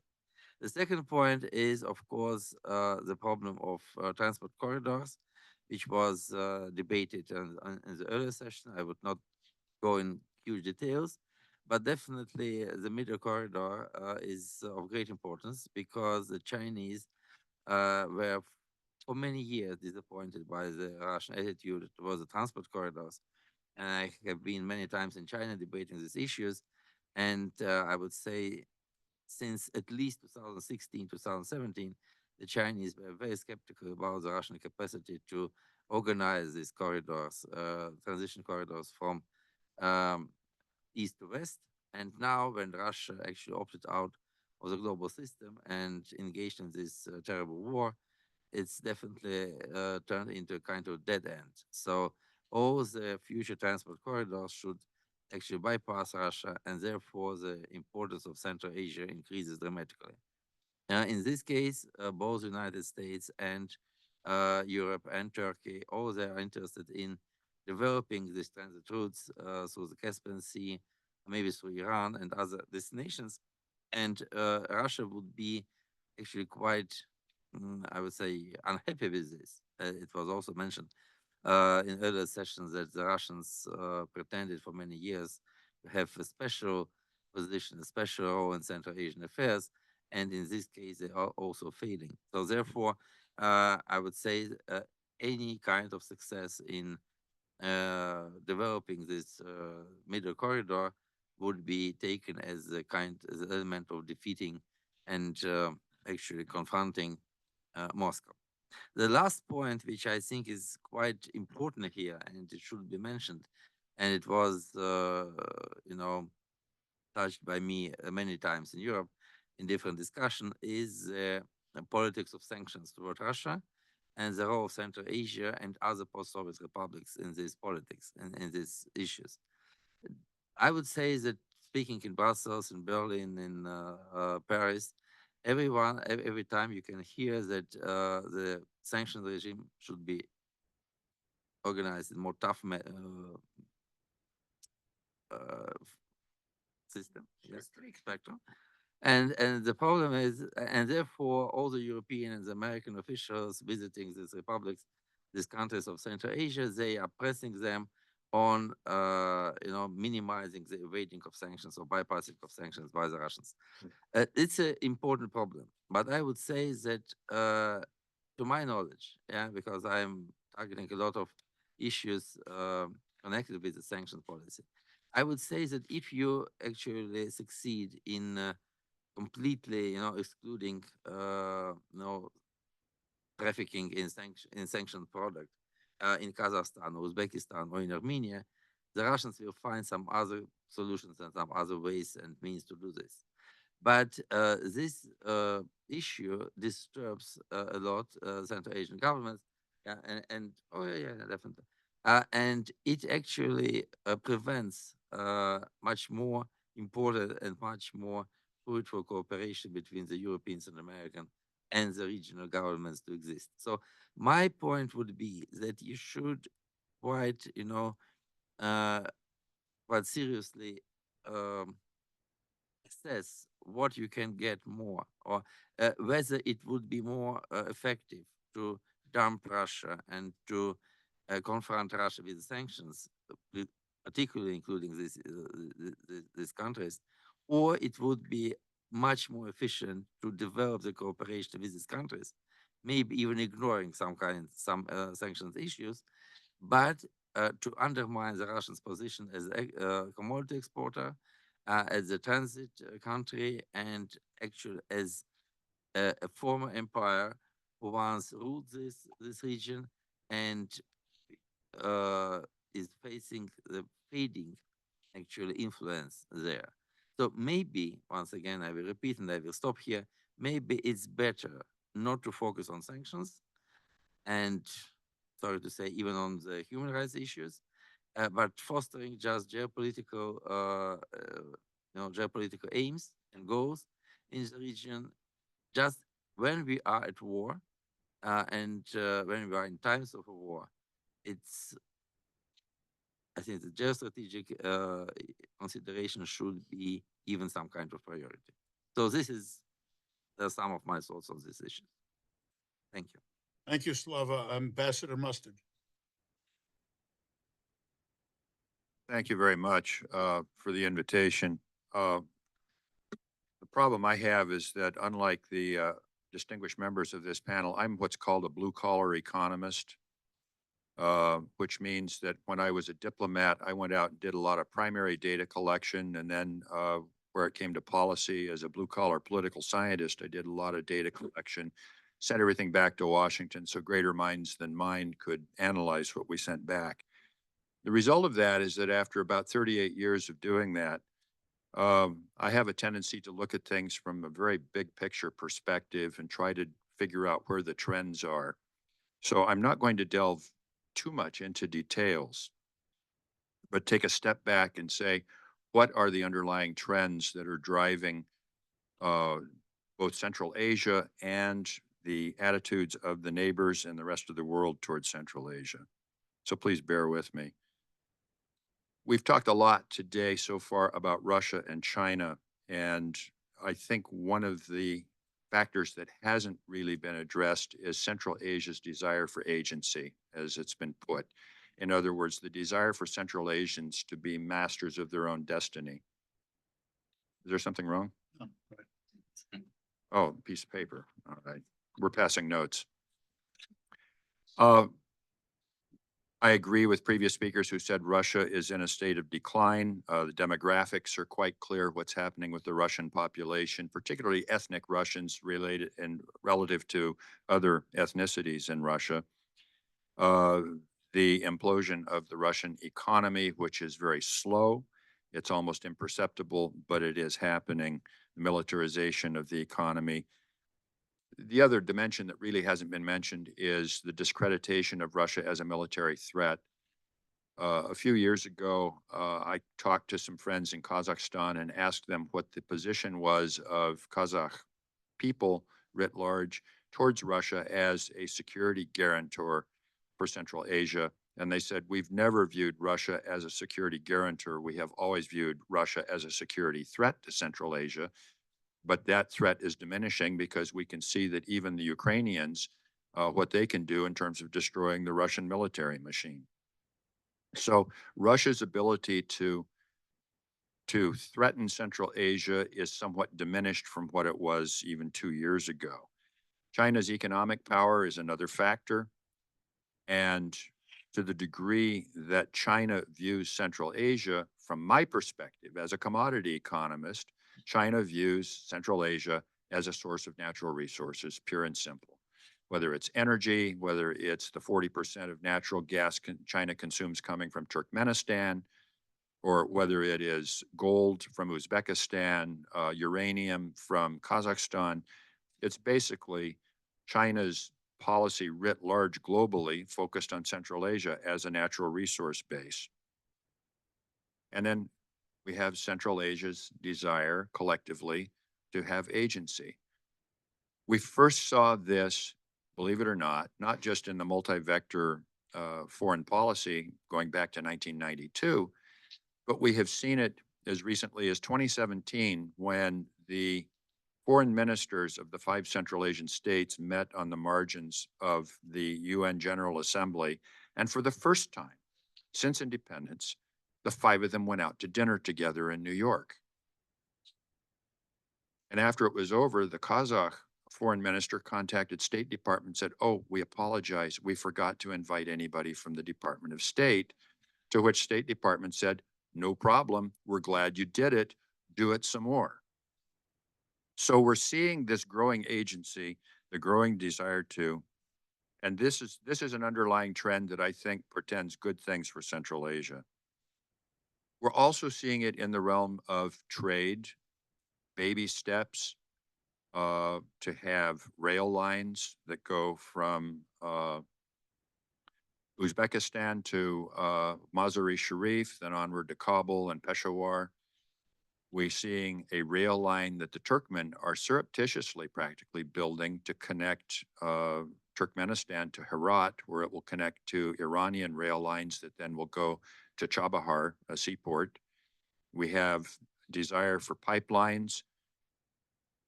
They aren't happening as fast as we would like, and in some cases, I think they are phantom pipelines. But the Central Asians have made clear, we want to see pipelines that go someplace other than Russia. These are all things that I suspect will happen. They aren't going to happen fast. They will happen cautiously, and they will happen over the protests of a very angry Russia. But as Russia declines, as Russia weakens, and in particular, as its military ability to threaten Central Asia is diminished, we will see the Central Asians become more bold. The middle corridor is a bellwether for this. Now, comment on the middle corridor. The middle corridor will never be as large as the northern corridor. The throughput capacity simply is not there. It might get to as much as 10 or 15% of the northern corridor's capacity, but it will bleed that off. It will be an alternative, and that will remove Russia's leverage over the region as well. We will also see an expansion of the southern corridor. That is held up because of Iran and Iran sanctions, as well as the headache that is the Taliban in Afghanistan. But over the next 25 to 30 years, we will see that happen.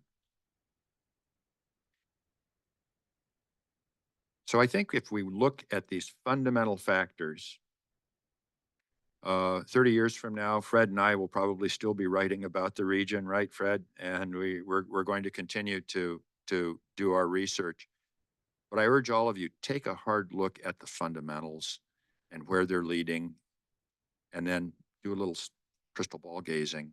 How soon do we think it's going to happen? I'll stop there. Thank you. Our next speaker is Gulyamjan Pirimkulov. I hope I got that right. Who is the Deputy Chief of Mission now at the Uzbekistan Embassy. Since joining the Ministry of Foreign Affairs in 2004, he has held senior positions overseeing multilateral cooperation with the UN, the OSCE, and other organizations. He has also completed assignments at the Permanent Mission of Uzbekistan in Geneva in the years 2007 and 2008, and in New York City. Welcome.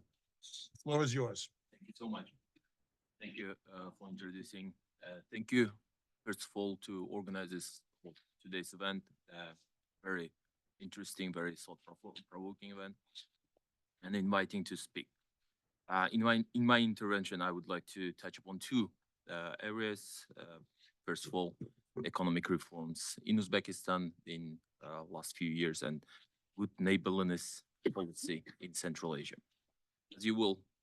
As you are well aware, in recent years, Uzbekistan has been rapidly implementing systematic reforms and transformations that have become irreversible.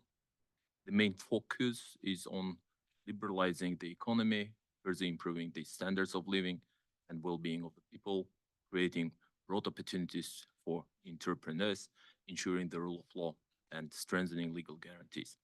Over the past 7 years, the volume of gross domestic product has increased 1.5 times. By 2030, we plan to double this economic indicator and achieve this goal primarily through the creation of green economy, modern infrastructure, new jobs, and attraction of foreign direct investment. And our previous speakers during the first section mentioned the green energy projects that are being developed in Central Asia and Uzbekistan in particular, to achieve our goals, to achieve our economic indicators.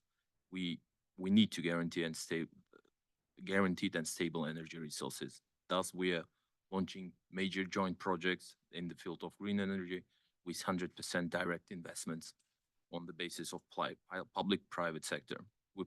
We plan to implement more than 500 large industrial and infrastructure projects with a total value of 150 billion.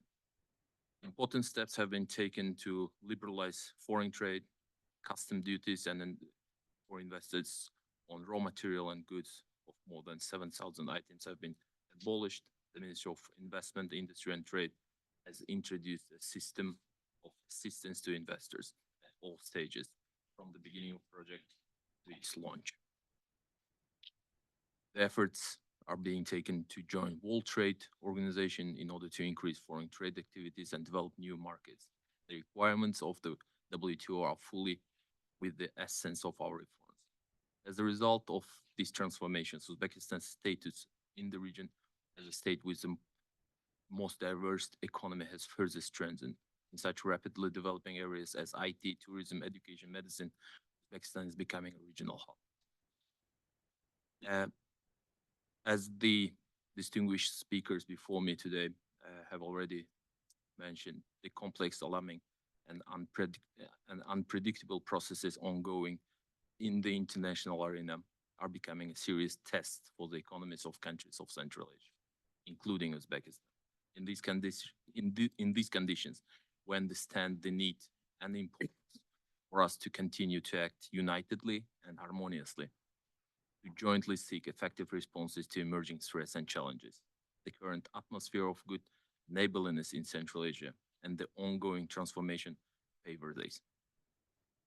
We're inextricably linked by common history and the sacred religion, Islam, rich culture and similar values. A vast region with almost 79 million people, and it continues to grow at almost 2% annually.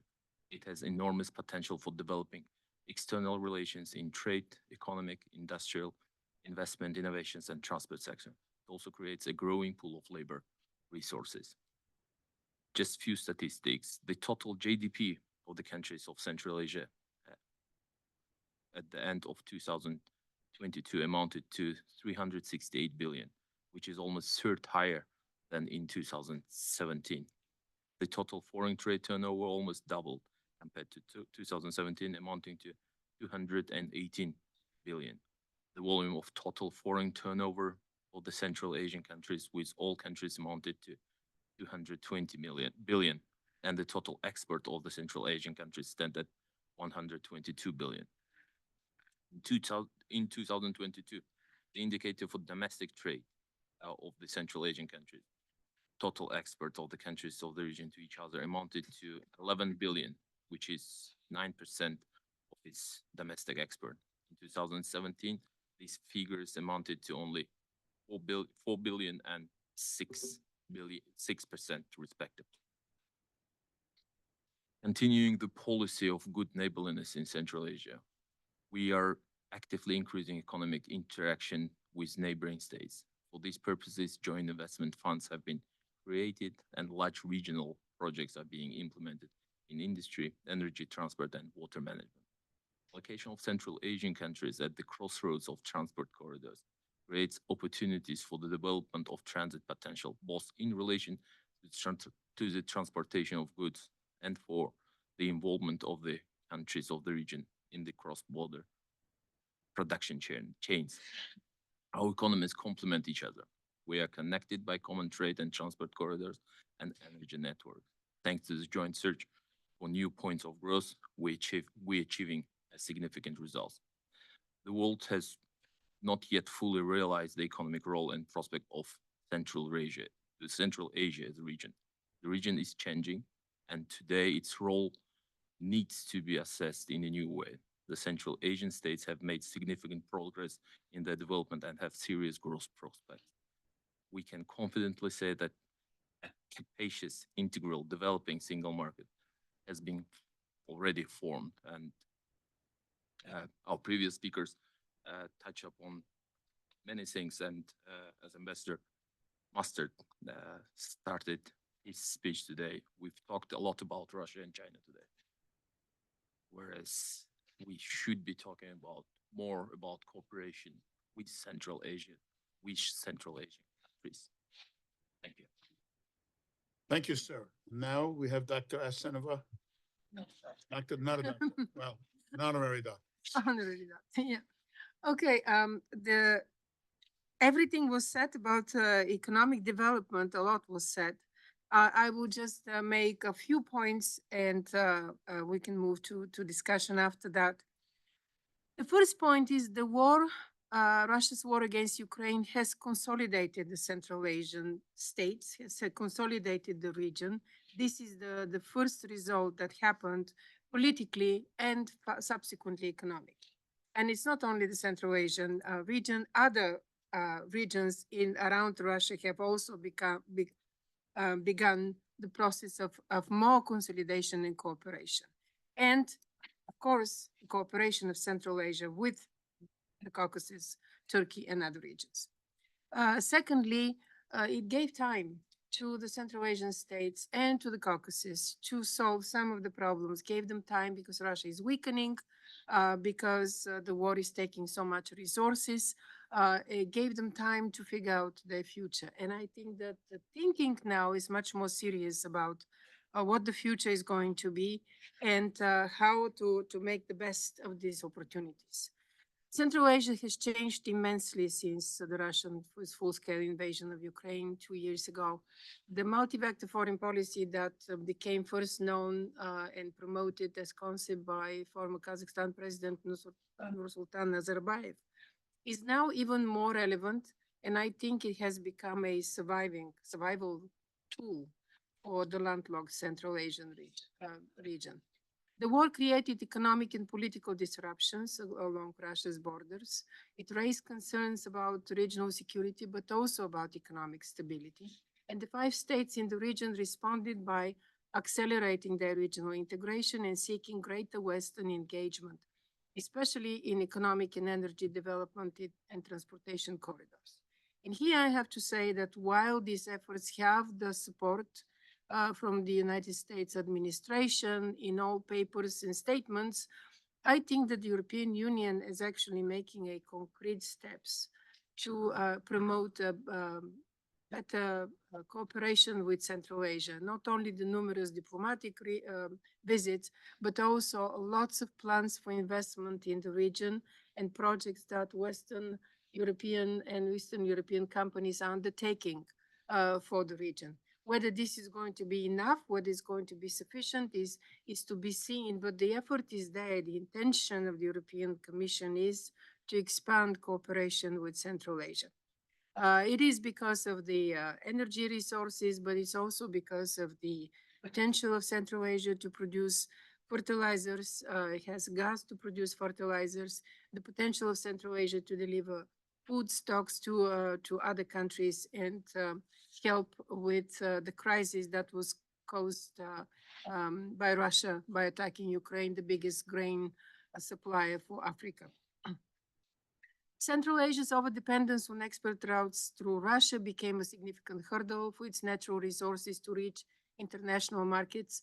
And at the same time, the Russian market is hungry now with the sanctions in place. So it multiplied its exports through Central Asia. Of course, this is a process that needs to be monitored, needs to be regulated, needs to be addressed by all sides.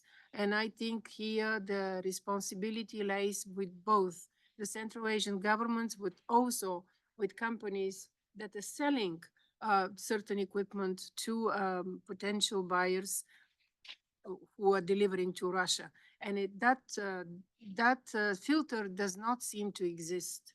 It seems that the sales are going through different routes, and there are a lot of information on the web following how American companies export through Singapore or through the Pacific all the way to Central Asia and from there to Russia. But this is something that needs to be developed as a mechanism of control on both sides. American companies, American government, and Central Asian governments in order to prevent the development of dual-use components such as chips and others. And the development of transport and trade routes remains the primary challenge, as we know, for Central Asia and its Western partners, diversifying through different corridors. We talked about the Trans-Caspian International Transportation Corridor, the so-called Middle Corridor. And here comes the very big impact of the Middle Corridor that played politically, economically for Central Asia. From the meeting of the four presidents of Kazakhstan, Uzbekistan, Turkmenistan, and Azerbaijan, and then Turkey, became a cooperation that we have not seen before, because the path of Turkey to Central Asia goes through Azerbaijan. And this is the absolutely irreplaceable link that is going to allow for a lot more regional cooperation between Central Asia, the Caucasus, and Turkey, and from there expanded to Europe. Of course, China is going to benefit from this route. It is inevitable, but also Central Asian states could export through the middle corridor a lot of their goods that are now stranded. And the first and foremost, I would say, is not necessarily oil. This is going to take a lot of investment to redo the oil transportation and the capacity to build the capacity. Probably oil will continue flowing through CPC, through Russia for a long time.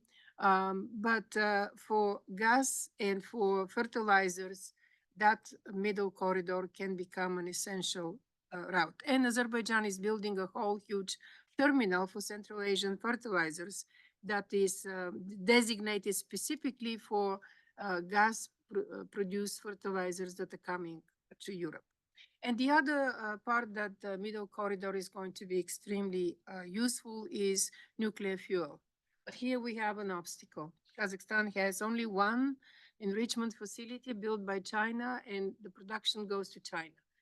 So if a French company is serious and really invest in Kazakhstan, the biggest producer of uranium in the world, and use also uranium from Uzbekistan to produce the pellets needed for nuclear power plants in Europe, with the European transition to carbon-free energy, nuclear power is going to play a major role.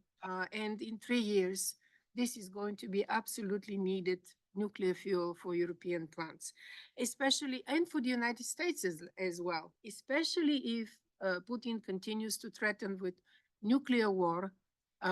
It's very possible that Russian uranium, Russian nuclear fuel is banned on European markets and in American markets as well. There are already plans in the United States to develop own capacities, but the uranium is there in Kazakhstan. It's plenty. It's enough for most countries that need it at the moment. The only thing that's missing is enrichment facilities. They're all in Russia, and the export was happening for years through Russia, through enrichment facilities, and through St. Petersburg by ship to other countries. So uranium, to me, is uranium enrichment facility development is a major project that needs to happen.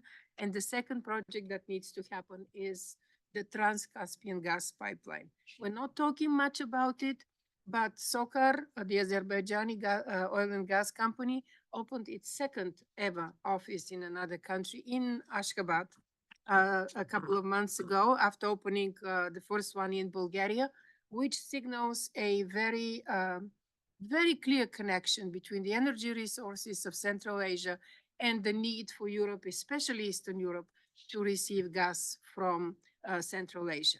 And this is because the only conduit for Russian gas that remains to Europe is now through pipelines, is now Turk Stream, or the Turkish gas hub, or the Balkan Stream pipeline through Bulgaria that delivers gas to Serbia, Hungary, Slovakia, and Austria. If that corridor is alternated with Azerbaijani gas, and especially with Turkmenistani gas, this is going to really change completely the supply pool of Europe, and it's going to have an immense impact on European energy security. So here, I will stop here. There is a lot to talk about this incredible development that is happening now in both Central Asia and the Caucasus in terms of economy, cooperation, and turning to Europe and supplying Europe with what Europe needs. I'm not even starting to talk about earth minerals, the strategic minerals that everybody needs now, but China has monopoly on the processing of those minerals, and Kazakhstan has plenty of those, as well as other Central European countries, and they need to find a way to be able to export those directly to the West. But the one thing I need to say here is, after Azerbaijan returned Karabakh to its territory, and there is a chance of peace agreement better than ever now between Azerbaijan and Armenia to solve their long-standing security threats and problems. Armenia has the chance to get out of isolation, of economic isolation, of political isolation, and be part of this big middle corridor, be connected with Central Asia and Europe and Turkey, and benefit from this economic development.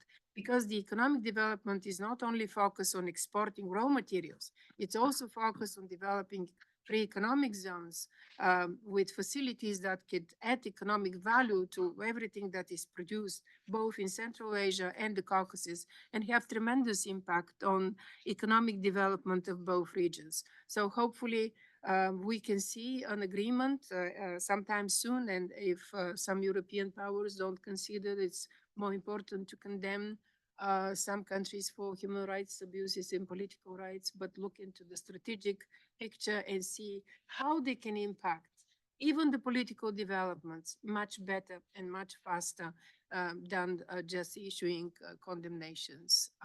And I agree with everyone in the previous panel who said it's important to focus on the strategic picture important to focus on the fact that Central Asian states, most of them are Muslim and all of them are secular, as well as Azerbaijan. And it's important to focus on what we want to see in the world, a region that is a buffer zone between China and Russia, or a region that is contributing to economic development to the global world, the way the Central Asian and Caucasus region together can play that role. Thank you. Thank you, Margarita. Since all the panelists actually came in well under time, I'm going to add a few remarks from the chair. Unfortunately, Wesley Hill could not be with us today. His wife gave birth to a daughter last night. So that's fortunately. So much more important news than anything we have to say. But I will pinch it for Wes. Just remember that he's not responsible for my views. If you've been listening throughout here, what you hear coming as a takeaway from this is, A, Central Asia stands on the verge of tremendous potential move forward in a lot of domains: security, economics, connectivity, integration with the world, integration within Central Asia itself. Second, there are serious challenges. Let me start with the challenges, go back to the optimistic side second. First, the challenges. The enormous challenge of climate change and its effects. We heard about water earlier today. We could spend the whole conference on Central Asia's climate change challenges. They're urgent. They need to be met. They cannot be met alone by Central Asian governments. They need concerted international action. And this is not a time of concerted international action. And unless those challenges are met, there will be crises in Central Asia in governance, in economy, in demography, in healthcare. And those will not just stay in Central Asia, they will spread, because that's the nature of the beast. So that's something urgently required. And it requires multilateral coordination and cooperation through the UN and its agencies, but also through other international agencies that are able, willing, and ready to operate, as well as Central Asian agency and cooperation in realizing the need for coordinated action within Central Asia to deal with these problems. Second, the decline of Russian power, which Ambassador Mustard talked about now, and which we can all say is not only military, it's economic, it's cultural, as Ariel pointed out earlier. It creates opportunities, but it also creates risks, because the temptation is for China to step in and for other Central Asian nations to invite China, and China to take excess advantage of it. Just yesterday, President Japarov invited China to participate more in Kyrgyzstan because Kyrgyzstan will be a gateway for China. And that's well and good, because it's happening anyway in an economic sense. On the other hand, the Chinese are not notably recognized for knowing where to stop in taking advantage of these kinds of situations. And they can contribute to another major potential negative, which is what one of my former colleagues at the Army War College, Max Manwaring, called illegitimate governance. We all know about the problems of corruption, human rights violations, and so on, which is part of what Max was referring to there. These problems are deeply embedded in the area. They're not going to go away anytime soon. And as Ambassador Mustard pointed out, we have gone about attacking these problems. I think that would be a fair description of the word, in a ham-handed and heavy-handed way, which has not notably contributed either to our influence or to the rectification of these issues. You have to have both an inside game and an outside game. The inside game is, of course, major investments. They give you an important economic and political position from which you can then tell states, listen, you need to clean up your act if you want us to continue to invest, and if you want to continue to move forward on your own and cement your own economic and political development, which redounds to your and your country's benefit. So all those are potential challenges. Fourth is the Indo-Sino rivalry. I published a paper late last year on the India-China rivalry and its impact on Russia. It's in East Asia and South Asia, but it's very large in Central Asia, particularly as India is gearing up, as we've said, to play a much greater role there, because China and Pakistan have blocked it systematically for the last 30 years. Nevertheless, India is moving forward. 8% per annum economic growth is going to find an outlet in Central Asia, among other places. But this rivalry extends throughout all of South Asia. It's in the Indian Ocean. It's at the border of India and China in the Himalayas. It's in the small states of the, relatively speaking, of the Himalayas around China. And it's, of course, the Indo-Pakistan rivalry, to which the Indo-Chinese rivalry is superimposed. And it affects all these attempts at connectivity and infrastructure that India has devised to open up its trade routes to Central Asia.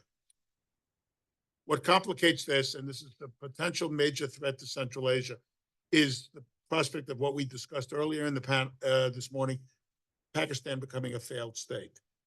I don't think there's enough recognition in this town, let alone maybe in other places, what that means, because we will have the second example in history of a failed nuclear state, and one which has a first strike doctrine.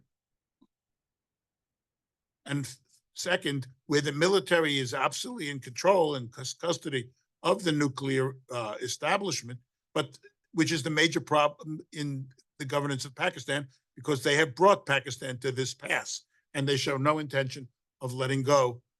As a result, if Pakistan becomes a failed state, one, you have a holiday for terrorists all over South Asia and probably in parts of Central Asia, which will unhinge development in those areas and create a new security threat. That justifies Russia's coming back in, even though its military power has attenuated, and may justify Chinese encroachments as well. And it also adds to the potential inflammation of the Indo-Pakistani rivalry, particularly with regard to the nukes, if you war game this kind of scenario out. I've done that in the past. It's not a happy scenario, I can tell you that. And therefore, those reverberations will spill into Central Asia if Pakistan is allowed to fail and not rescued while there is still time. And that's something we need to think more seriously about. So those are four major challenges. There probably are others, but and that's enough for one panel session.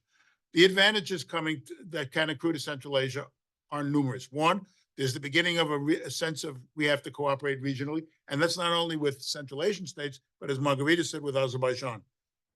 The war in Ukraine has opened up opportunities, for example, to bring Central Asian as well as Azeri energy to Europe, and to enhance European involvement in both the Caucasus and Central Asia. The efforts by European states, members of the EU and the EU itself, and the US government to bring about the peace in Nagorno-Karabakh, Armenia's withdrawal from the CSTO, the Turco-Azeri alliance, all show a diminution of Russia's power and ability to obstruct. That doesn't mean Russia will not try to obstruct it. It's not out of the game. It has a large stake in Georgia as well, and is going to continue to play a negative role, particularly as long as Brussels, and that means both organizations there, are asleep at the switch with regard to Eurasian integration, let alone European integration. So the opportunity is there, but there is obviously a negative challenge if we don't respond to this. Furthermore, the impulse towards regional cooperation is not only beneficial in and of itself, it stimulates the need to reach out to other countries for connectivity.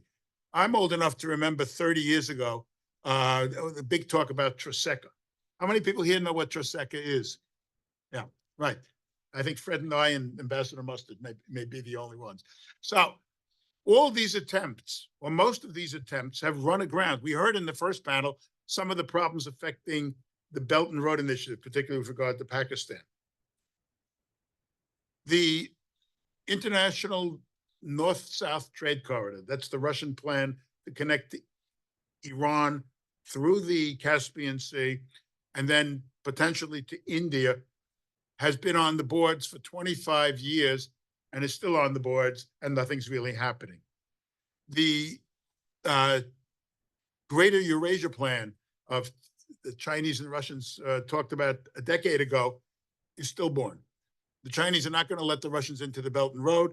The Russians have failed to build anything. And the supposed railroad that was supposed to go from Moscow to, I believe, Beijing is going to go through Central Asia. It's not going to go through Siberia. So much for that. And what's more, Russia is slipping not only into economic dependence on China, which you can see in the headlines, into military dependence as well, which is even more serious.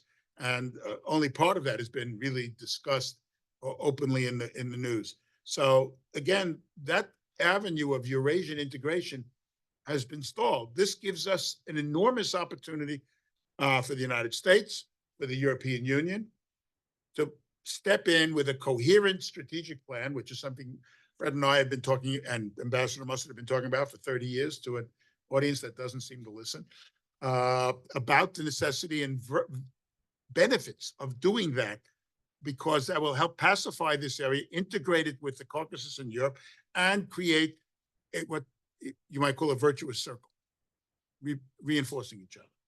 So these are some of the challenges and opportunities we face.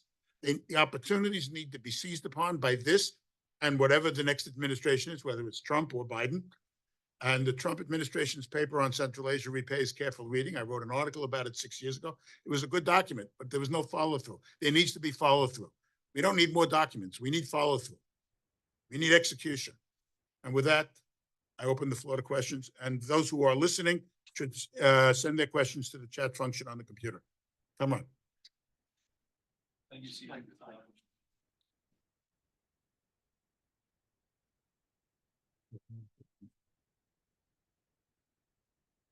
Thank you, Stephen. Thank you to all panelists for a fascinating conversation. Two tactical and very quick questions. One for Margarita, and I'd love to get Ambassador Mustard's thoughts on it. You mentioned a gas pipeline connecting, Trans-Caspian. From what one can discern, it's seen as very challenging. And I just wanted to ask, from an investor point of view, the energy companies look at it and say, well, this is like a dream. Okay, great. But logistically, is there any progress that you see happening that could lead to exports, Trans-Caspian exports of Turkmen gas moving? Because it'll be critical, because right now it's moving towards China. Can it move westwards? And what will it take? Is there room for LNG development? Something I haven't looked at. Second question is for Guillaume. John, you mentioned, well, you didn't mention it, but I'll ask.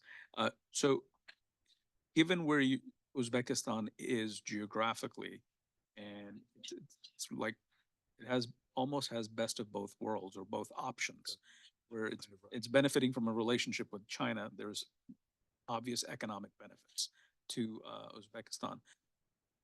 Oh, what are some of the immediate sort of low-hanging fruits that Uzbekistan would like to benefit from with the growth of the Trans-Caspian route? Thank you. On the Trans-Caspian pipeline, this project, we know it's been dormant for some time, and it's mostly because Turkmenistan was not able, first of all, because Russia objected to it. But secondly, after the agreement on the Caspian Sea that divided the bottom of the Caspian Sea between the littoral states and then the water according to international law, made Turkmenistan and Azerbaijan neighbors, bordering in their territories under the sea. So that would allow a building of a pipeline if Russia was not objecting or pulling all kinds of objections for environmental reasons or what.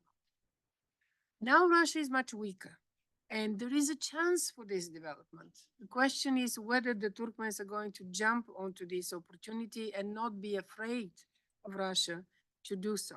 But there is a simple solution for some of the gas to come to Azerbaijan and Europe, and this is the connection between the deposits on the bottom of the Caspian Sea. Some are they're near each other in Azeri territory and in Turkmen territory.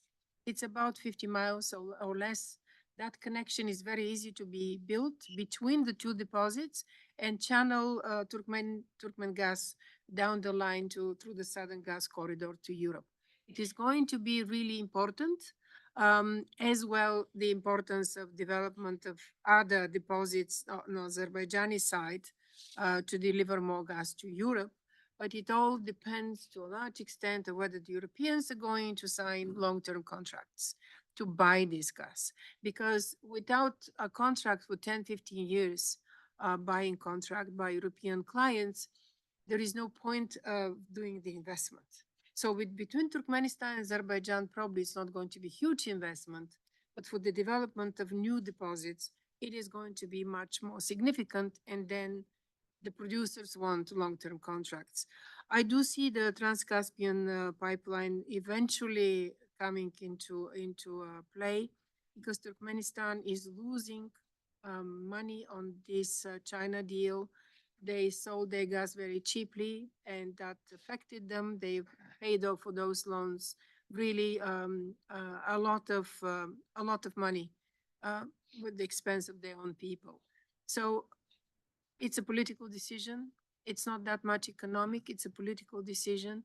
And the decision lays in Ashgabat and whether they're going to support it and use the opportunity of Russia declining to do so. And in terms of Russian decline, I mean, if we look at the numbers that are published by the Central Bank of Russia, it's much more serious than we expect and we know. Their current account surplus is in December was 0.6 billion, down from $227 billion in 22. I mean, this is huge decline of the surplus. And then the welfare fund is also half spent, let alone that most of it is in Europe and the United States and is considered to be given for the construction of Ukraine. So they are spending from their saved money from oil and gas. And with the price of oil that they're selling about 40% less than Brent, the money to Russian coffers are declining and decreasing by the day. So when the impact is not felt as much as it's not visible as much as it is probably felt by the budget of the Russian Federation. Ambassador Mustard.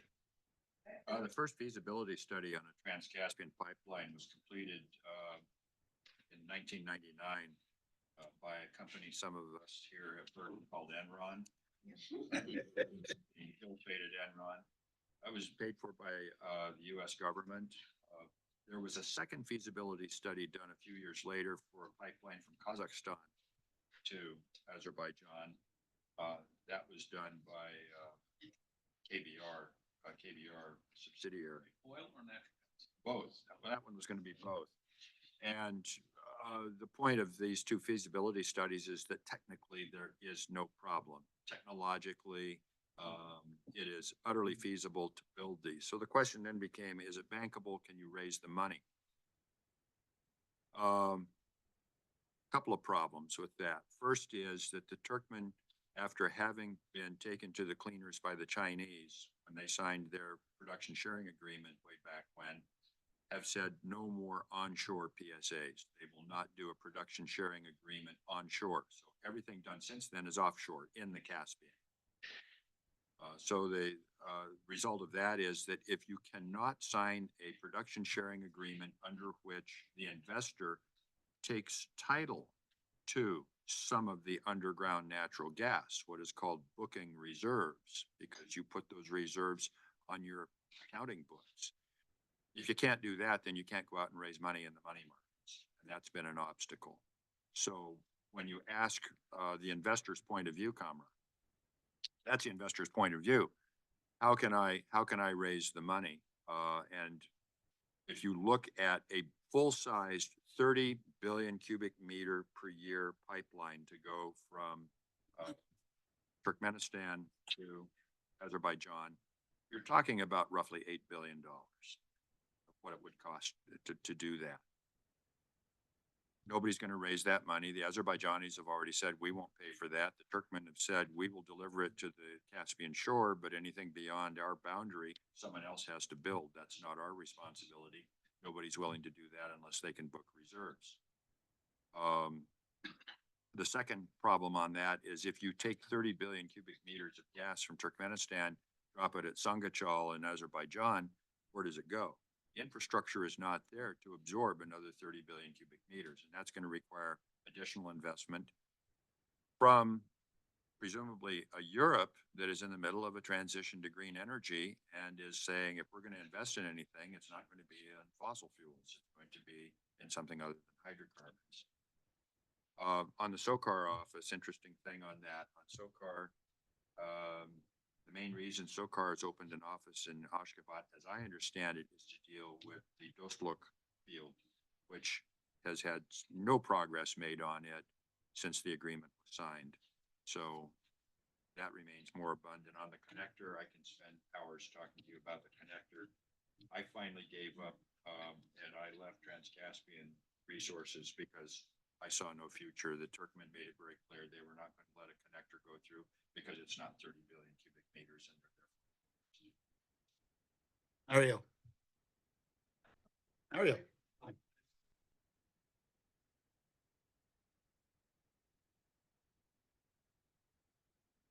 Did you have another question? Yeah.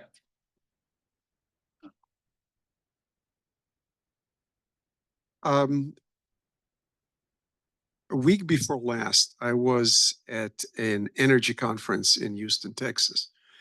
And one of the favorite topics oil and gas people like to talk about is how the green transformation is squeezing out any kind of institutional investment, large banks, pension funds, etc., from developing oil and gas that honestly, outside of the upper end of OECD, are not going anywhere.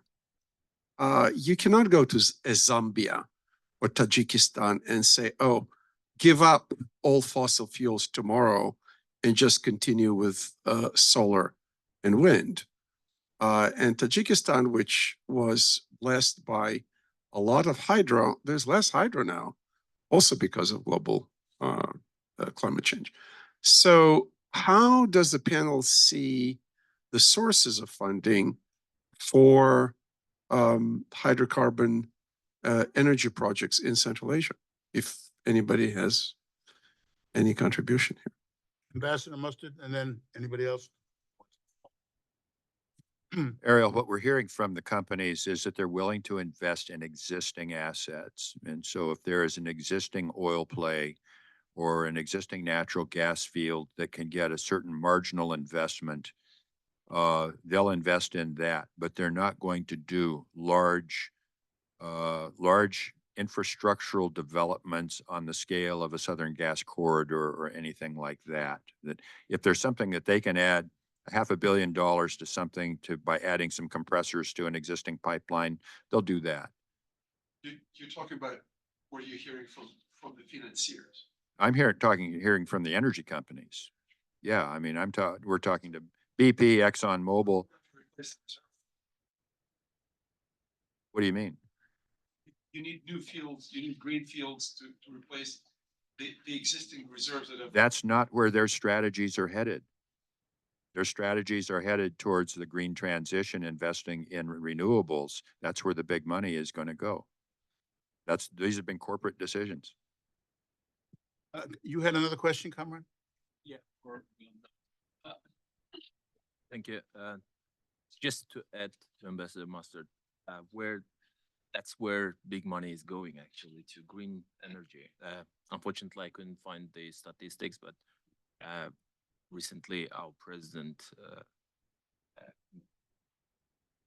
delivered a speech where he gave information about all the projects that are being implemented in Uzbekistan on developing green energy. And if I'm not mistaken, right now there are projects, 100% foreign investment projects for I think for $2 billion that will produce, if I'm not mistaken, around 6 million kilowatts of energy. And yeah, and it will save around 2 billion cubic meters of gas, and 2 million houses will be guaranteed with electricity. And in industry, there will be added value of $4 billion. And just to return to the question Cameron asked regarding benefits Uzbekistan see or from middle corridor, Uzbekistan being one of 2 double landlocked countries, we are very interested in diversifying routes east, west, or south, and definitely there will be added value on exporting. As previous speakers during first panel said, we are not considering ourselves as only this structure increasing our to foreign markets and exporting the domestic produce of finished products. And I have we right now, as I mentioned before, Central Asia developing industry, not only by individual countries, but collectively as well. We have examples of our car producers going to produce cars in Kazakhstan. We have relations with Tajikistan in this sphere. There are developing ties on agriculture, on producing the finished products unitedly in Central Asian countries, and that all needs definitely diversified routes to deliver the goods outside the region. So definitely benefits are there. We have a question from the listening audience. This is good evening from India. I've written more than 100 papers on India, Central Asia, the BRI connectivity. USA never had a coherent policy towards Central Asia and even sabotaged India's connectivity initiatives by pulling out of the nuclear deal and harsher sanctions. My 2 questions: can India, EU, and the USA come together in Central Asia? And second, excuse me, from last year, more and more Tajiks and Uzbeks are joining ISKP that can create terror problems in Central Asia and also in Europe. From the last 2 years, more than 30 Tajiks and Uzbeks having links of ISKP were arrested in Europe, Turkey, and elsewhere. What is the solution? Anybody want to take either of those? Well, That's more a question, I think, for Ariel Cohen Defer to cover or Kamran, yeah. I'll start with the first one, which is, can India, EU, and USA come together in Central Asia? As the Russians would say, in principle, yes.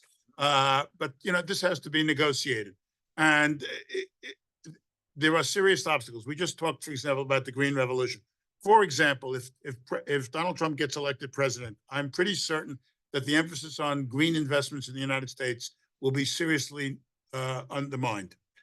I don't say that critically or favorably. I just think that's the way it's going to be. A Biden victory, on the other hand, would probably continue the green investment thing. So energy investments are going to be in trouble, more trouble under Biden than they would be under Trump. And that already sets you at odds with the EU across the board, not only in Central Asia.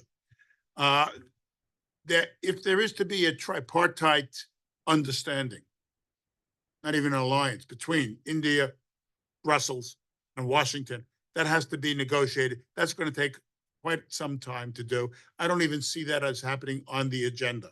So while in principle, it would be desirable, and you might get cooperation, for example, in the hard security sphere, for example, in the Indian Ocean against China, I don't see that you're going to get this large scale triple-sided or triangular investment and connectivity support that I think you're asking about. So anybody else wish to address that question? Yeah, just one comment on investment. The Central Asians still have a bit of a hangover from the Soviet period and looking at foreign investment as something that can be controlled by governments. And it's not. And foreign investment is controlled by private companies that do not take orders from their governments. They take orders from their shareholders who want to see profitability. And the Central Asians still haven't quite gotten it that if you want to attract investors, you have to create a good investment climate where return on investment is more assured than it currently is, where the risks are reduced, and in particular, where there's rule of law, contract law especially.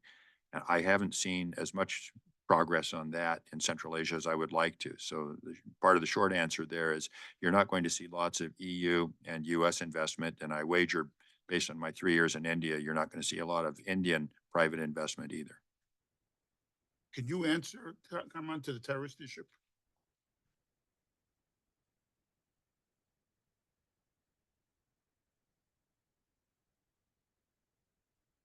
So the ISKP threat has to be sort of seen again, within the context of Afghanistan, Pakistan. So Afghanistan, the world is already, I mean, the reason why the United States and even Russia and Central Asian states cooperated with the Taliban because they saw them, well, we can't defeat this type of jihadists, but at least this type of jihadists keep ISKP out. So the idea is if the Taliban regime moderates, then we can do business with them, and that could create a bulwark against ISKP, using it as a strategic vacuum to expand.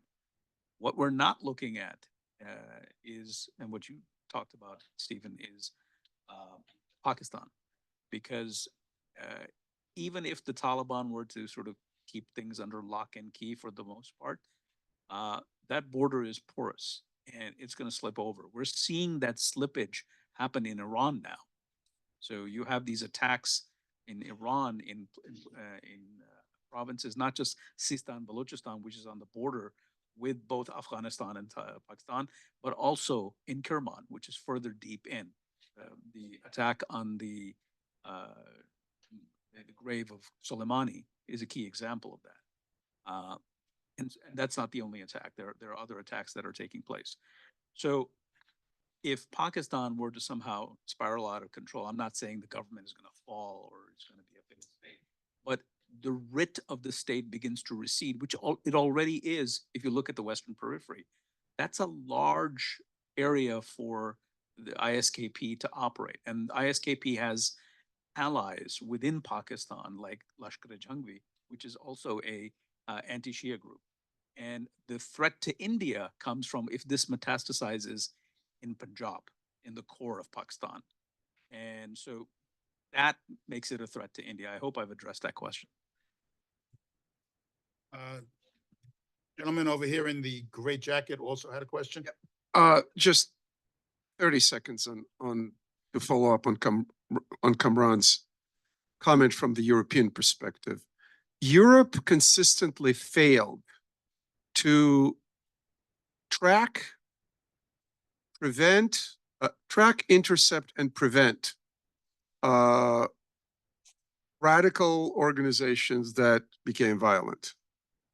Nobody, as you know, is interfering with any kind of religious practices in Europe or in the United States. However, we saw again and again, for example, in France, that the police, after a terror attack, says, oh, we knew about this guy, we tracked this guy, and we sat on our hands, to avoid a stronger language, and we didn't do anything about it.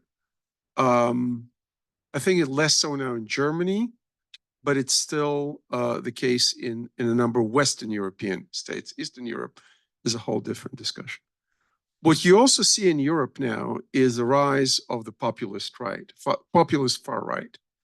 If Pakistan collapses, or if there's a spillover into Central Asia, and you see hundreds of thousands or millions of people moving to Western Europe, that will feed into the existing political process of strengthening the populist far right. And populist far right, from the American national interest point of view, is problematic. Not everybody is Signora Meloni. Not everybody is a strong NATO supporter. You see it in the French case, in the German case, in the Hungarian case. These people are not big NATO supporters. They're not NATO supporters here in this country too, by the way. So that scenario in Pakistan and or Central Asia has long-range implications for political stability of Europe and for viability of NATO. Thank you. The gentleman over here had a question? No, does anybody else have a question? Does anybody online have a question? Wow. It's unusual that you finish early, but thank you all very much. And now it is time to enjoy lunch. Thank you.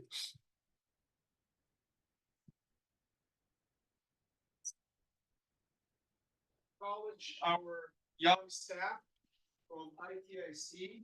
Please stand up and